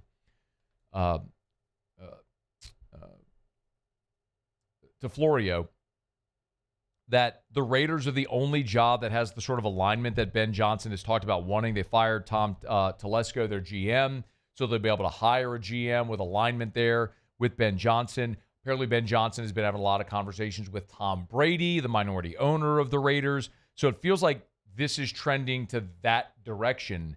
But what's interesting is that Ben Johnson not only has the best odds to become the new coach of the Raiders, he's also got the best odds to become the new coach of the Bears, where he's minus 125. So it's actually better odds for Ben Johnson to become the coach of the Bears than the Raiders, but he's the betting favorite for both. We can't get both. So we'll obviously see how that goes. We've talked about the Saints with Aaron Glenn being the betting favorite to become the Saints head coach, but Aaron Glenn is also the betting favorite to become the Jets head coach at plus 150. So obviously can't coach two places. So that's the really interesting thing with these guys who are going to have options. Where do they land? What job do they prefer? I know I've given you the example of Sean Payton with Green Bay back in 2006. Payton wanted the Green Bay job, but Green Bay hired McCarthy. And so Payton's consolation prize was the New Orleans Saints. It worked out, but sometimes that's how these things play. But there's no denying that the most fascinating circumstance to unfold right now is what is going to happen with Deion Sanders and the Dallas Cowboys. I want to remind you this and how much this has changed. But Deion, a year ago, was on the Rich Eisen show. This is 1 year ago. Deion was on the Rich Eisen show while Colorado had their hot start. And remember, Deion had been on NFL Network with Rich Eisen. They'd known each other well. And there was this interaction where Deion said, point blank, I would never do that, talking about going to the NFL. NFL might come knocking and things like that. I would never do that. That's what I said because, and plus, I know too, I've watched NFL games with you, Deion, for over a decade. And then when somebody makes a mistake, you'd scream, I'd cut him on the spot. You would scream, cut him to scream when they made him. I would start with 53 and come out of the locker room at halftime with about 38. But you would never, that's like, you prefer college, right? I love college. I love the young men are still impressionable. They're not so financially wealthy that they can't hear you at the next level. Some of these guys make so much money they can't hear. They can't hear or they can't see the things that they need to see and hear. And I would have a hard time motivating a man that makes, upwards to 20 and 30 and sometimes $40 million to go out there and do your job. I got a problem with that. That was a year ago. I mean, Deion's words were quote, I would never do that. And that's exactly the words Deion Sanders said a year ago, how much things can change in a year. Just a couple of weeks ago, he said he would only leave for the NFL if he had the opportunity to coach his sons, plural. He said sons, if he could coach them both. How do you make that happen? I don't really know. But if you have a motivated billionaire who's trying to get that done, I guess you never put it past anybody. But here we are, and Ed Werder, who covered the Dallas Cowboys for decades, has said and reported that Deion Sanders, quote, would almost certainly accept the job if the Dallas Cowboys offered him the head coaching position. Here's Ed Werder's tweet. Regarding Deion Sanders, this was from 9:41 a.m. today. I'm being told that he, Deion, would almost certainly accept if Jerry Jones offers to make him the next Cowboys head coach, that those around him are encouraging him to pursue it, and that Jones is enamored with the idea. Look, there's a circus component of that with Deion. It's the Dallas Cowboys. Yes, all that stuff. I'm looking at this through a Saints prism, and I don't know that Deion is a serious candidate in this hiring cycle in the way Ben Johnson or Erin Glenn or maybe Liam Cohen or Kellen Moore are. It's not to say Deion won't get a job if you want. Not to say Dallas wouldn't offer him the job. I think they might. But Deion isn't getting the Saints job. They're not offering him that job, and I don't think he would take it even if they did offer him. So in a sense, for the Saints to be able to get the candidate they covet, I would hate for them to lose the candidate they covet to another job, which is a better job. And Dallas is a better job. You can say what you want, roll your eyes about Jerry Jones and everything you got to deal with. But the bottom line is they got a franchise quarterback in Dak Prescott. They've got a better roster. I mean, they won 12 games 3 consecutive years until this year when they were injury-plagued, and they fell to 7 wins. You've got a better roster, a better cap situation, all that stuff baked in Dallas. It's a better job than New Orleans. So if it came down to it, and it was Ben Johnson or Erin Glenn or, you look at the odds for the Cowboys job, Kellen Moore right now. Not to bury the lead, but Deion and Kellen Moore right now are the two best odds to become the Cowboys coach. Kellen Moore is plus 250. Then it's Deion at 3-1, Cliff Kingsbury at 5-1, Joe Brady at 7-1. All that to say, like, Moore, Kingsbury, Brady, all guys that the Saints are interviewing. So if Deion gets that job, then a guy the Saints interview isn't taking the Dallas job. So, yeah, I kind of hope you do see something like that happen for the sheer spectacle of it all, but also because it takes another job off the board. It's one less job the Saints are competing with to hire their next head coach. All right, it's after further review. Our Thursday shows are brought to you by Decision Critical. I love telling you about Decision Critical. They've been great partners of ours here. I've told you about Blasia, their owner, who was a CV nurse when we came home with Drew, and she helped care. I have personal experience. Blasia is amazing. She helped care for our son when Drew was an infant. And really, the first 4 or 5 years of his life. So you're getting the best possible care. Decision Critical isn't just health care. It's health care for your lifestyle. If you need in-home nursing care, Decision Critical can help. They have a 24-hour package right now where you can have someone for 24 hours consecutively, or you could buy that 24-hour package and split it up over the course of the week or weeks as you need. Learn more. Just schedule that discovery call first. Go to decisioncriticalbr.com. You can learn your options, the pricing, what types of services they provide. Maybe you're a working adult who's got children, and now you're caring for an elderly parent, and you need help at home with your elderly parent. Decision Critical is there for you. Decisioncriticalbr.com, decisioncriticalbr.com. They're the best. Decisioncriticalbr.com. All right, it's after further. There are great sponsors here, our title sponsor on our Thursday shows all throughout the year. All right, it's been a great show. We appreciate you for hanging out with us here. We've had tons. Heather Dinich was here last hour. Chris Trapasso. Erin Hogan from ESPN Austin was here last hour talking about the reported $8 million Quinn Ewers offer that he passed to go to the NFL draft. Tons of good stuff. We'll have it all on demand if you want to check it out. And we did talk earlier in the show as well about Colin Hurley, LSU quarterback, who's in the hospital still after crashing his vehicle into a tree at 2:45 in the morning. Thankfully, it seems like he's going to be okay. And a couple of LSU staffers, former Tigers, Jacoby Stevens and Nick Brissett, out, no longer a part of Brian Kelly's support staff. No reasons given as to why, and we'll continue digging and try to get those stories for you when we can. All right, let's now get a quick break. Final break of the show. Come back. We'll do Otter Locks. It's AFR. After further review. AFR is brought to you by Rouse's, the official supermarket of the New Orleans Saints. Rouse's.com, Rouse's.com. Of course, Rouse's is the official supermarket of the New Orleans Saints. And if y'all want king cakes, y'all know where to go, man.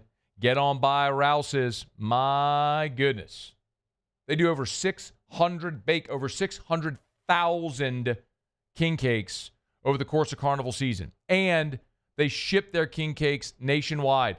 So you got a friend that lives out of state, family member that moved, and you want to give them a taste of Carnival season wherever they are now, Rouse's can help make that happen. Just go to Rouse's.com, Rouse's.com. Rouse's will ship a Mardi Gras king cake anywhere in the contiguous U.S.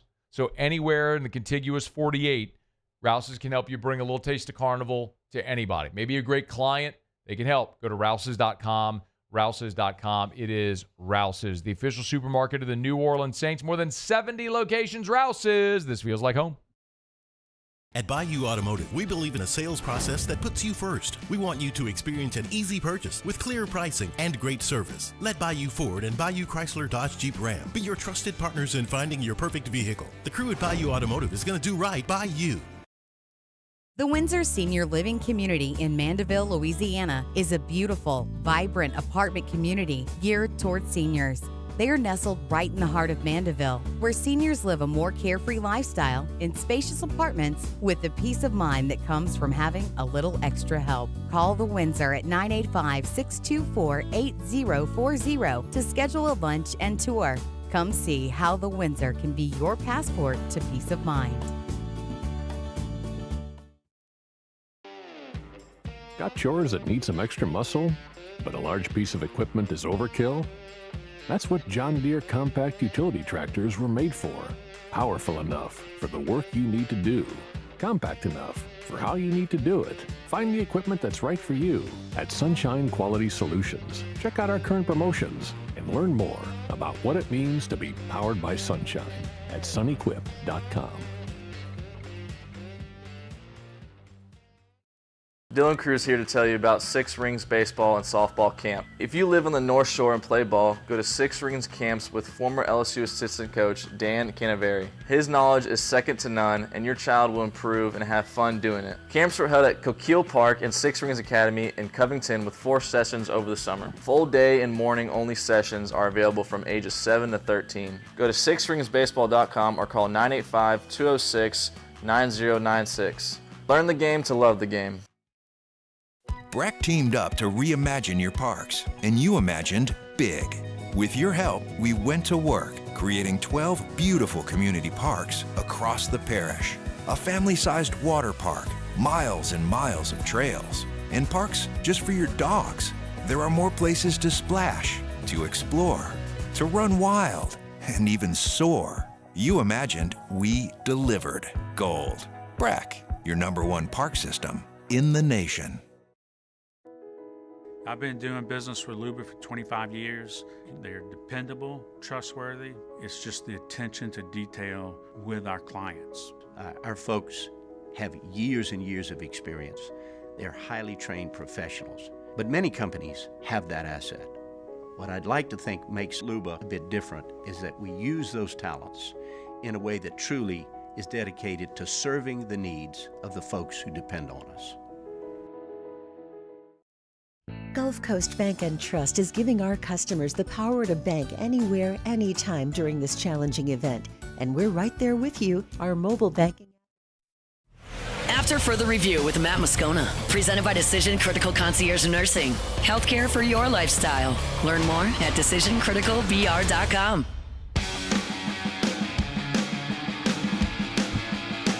Down the stretch we come, final segment here on this Thursday edition of AFR, presented by Decision Critical. One thing left to do, let's find out what we're betting on tonight. Time for Otter Locks. Otter Locks. All right, time to win some money. Presented by Lofton Staffing Services. At Lofton, we put people to work. Call us today at 924-0200 or go to lofton.jobs. I think it's safe to say that I won the bet. Otter, how are you? How you doing? We're just at dinner downtown, Chuck's Fish and Steakhouse with Ethan's Pledge brothers. So, they're all dressed up and everybody's here but my son. So, hey. your Where's business Worm? as usual.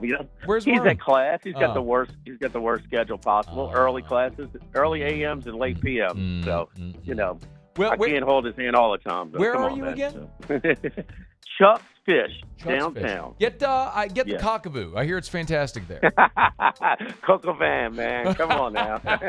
I'll never forget when Jimmy and I were Bistro Nico. Bistro Nico in Atlanta man, at Media great. Days. Was that 2018? I think that was maybe. I don't know. That's when that was the infamous. What is it? Atlanta is Sumo, a dump. Sumo. Sumo. Yeah. Hey, let's get to it, Yeah, man. go ahead. Like Colucci's got some picks on the ice. Let's go! So the Canadians are at Dallas tonight. Big dog. Colucci favors the Canadians a little bit, but plus 180 right now at DraftKings. So we're going to take a shot with Montreal. All right. And then kind of a pick'em game at Denver tonight. Colorado. The Oilers, of course, the Western Conference champs last year, lost in 7 to Florida in the Stanley Cup Finals. But the Avalanche is maybe emerging as the top team in the Western Conference. Modest 115 at home, so lay that one with Colorado at home against Denver. All right. NBA tonight, get the rematch of the top two teams in the Western and Eastern Conference. Of course, Cleveland won that game a couple of weeks ago at home. So now they hold serve at home. I'm looking for Oklahoma City to hold serve tonight at home as well. So OKC minus the 2 in the NBA. Our, this is where it hurts us for our college basketball card because no Pac-12, all those schools are playing in the Big 10, Big 12, or ACC, but so we don't have those. But I do have a money line parlay for you today. It's going to pay about even money. Grand Canyon's at home in the Phoenix area, and then 3 road teams. I don't normally do it, but damn it, we got to try and figure something out with this limited schedule. Michigan way better than Minnesota. They'll take care of the Gophers in Minneapolis, St. Paul. Tulane's garbage. Take Memphis minus the money line against Tulane, uptown New Orleans tonight, and then Gonzaga against Oregon State. I know all those numbers, the point spread right under 10 on the road. Not my favorite, but I'm trying to find something to play on this limited schedule tonight. Hey man, I just punched it in. That comes back at minus 101. So there you go. I mean, I'll take it. So the college basketball money line parlay with Grand Canyon, Michigan, Memphis, Gonzaga. A couple of NHL plays, Montreal, and Colorado, both on the money line. And in the association tonight, OKC minus 2, which rhymes. All right, so I will be back in town for Football Sunday at the DraftKings Sportsbook at the Queen. So awesome. I've worn out my welcome here with my son, so he booed me out. I don't blame him. We're looking forward to having you back in town. We appreciate the plays, of course, and let's hope Colucci has himself a night. I'm gonna have some plays. I'm calling it at 12:15. Hold the Mayo's doing a show with Charlie at Rufino's tomorrow, but I'm gonna have some college basketball plays on a full slate for Saturday tomorrow. I may have to pop on over to Rufino's, have some lunch, and see my guy Mayo. It's been a minute. Yes. Hanny and Mayo. Okay. I mean, this show is completely falling apart when I left. Huh? Nothing says elegance and class at Rufino's like Hanny and Hold the Mayo. I tell you what. Yes. All right, Otter. Safe drive back. We'll hear you Sunday, and we appreciate it, man. Be well. All right, guys. Good luck. Thanks, man. That's Jimmy Yachts. After further review, we're brought to you by Lee Michaels Fine Jewelry, lmfj.com, lmfj.com, lmfj.com for Lee Michaels Fine Jewelry. Guys, thrill her with a gift in the red box. Thrill her with a gift in the red box this Valentine's Day. We are less than a month away.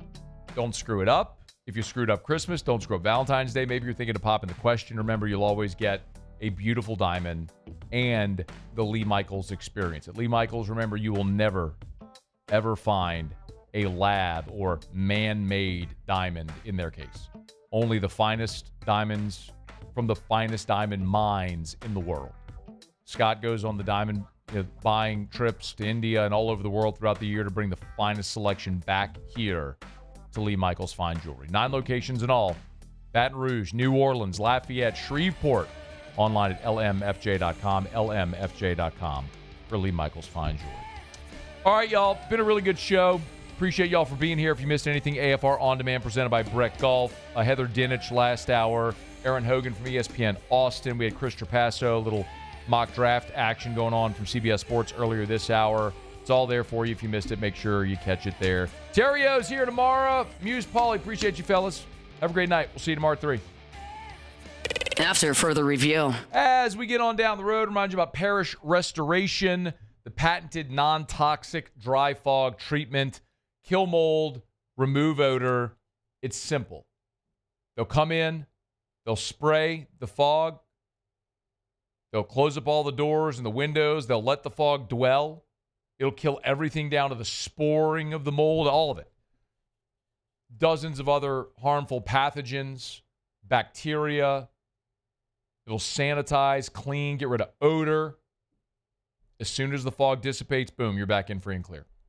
You want to talk about something that's efficient and more cost-effective than other traditional remediation methods?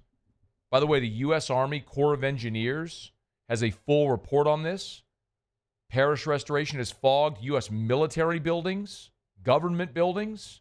It's good enough for the military. It's good enough for my home. Parish Restoration. Go to parishbuilt.com. There it is, the extra mile. On the border of expected and extraordinary. For those willing to go further. Like vans customized for work or play. With safety and tech to keep you connected. Supported by a 5-star sales, service, and finance team. And backed by the 1-star you know. So go the extra mile. It's never crowded because so few have what it takes to go there. Mercedes-Benz Vans. Gulf Coast Office Products is a nationally recognized Savin office equipment dealer based right here in Louisiana. Over 100 employees strong, Gulf Coast has the boots on the ground to support all vertical markets from education, engineering, legal, and finance. With the latest in office technology from desktop to production segment units, Gulf Coast and Savin have the perfect fit for you. Call 225-756-2644. That's 756-2644 for Gulf Coast Office Products. At Luba Workers' Comp, our journey began over 30 years ago with a simple belief. Our clients come first. At Luba, our business has always been focused on people, not policies. Through every success and challenge, we've continued to grow because we've stayed true to our values, committed to providing you with genuine dependability. Because your well-being is more than a priority. It's our purpose.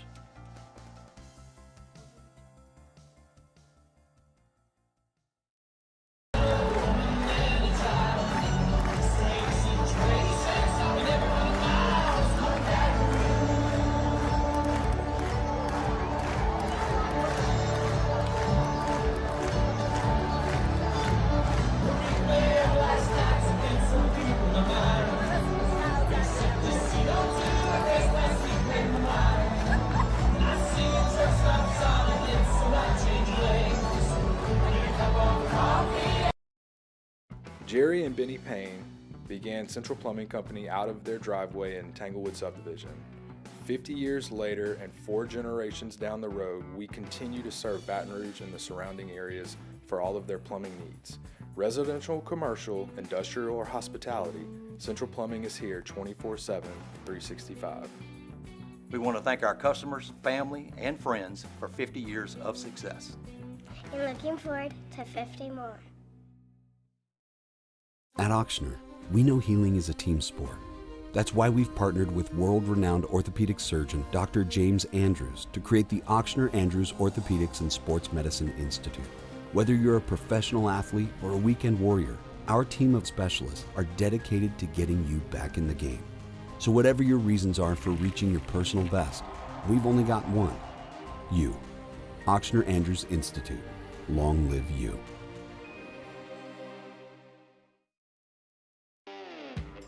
Got chores that need some extra muscle, but a large piece of equipment is overkill? That's what John Deere compact utility tractors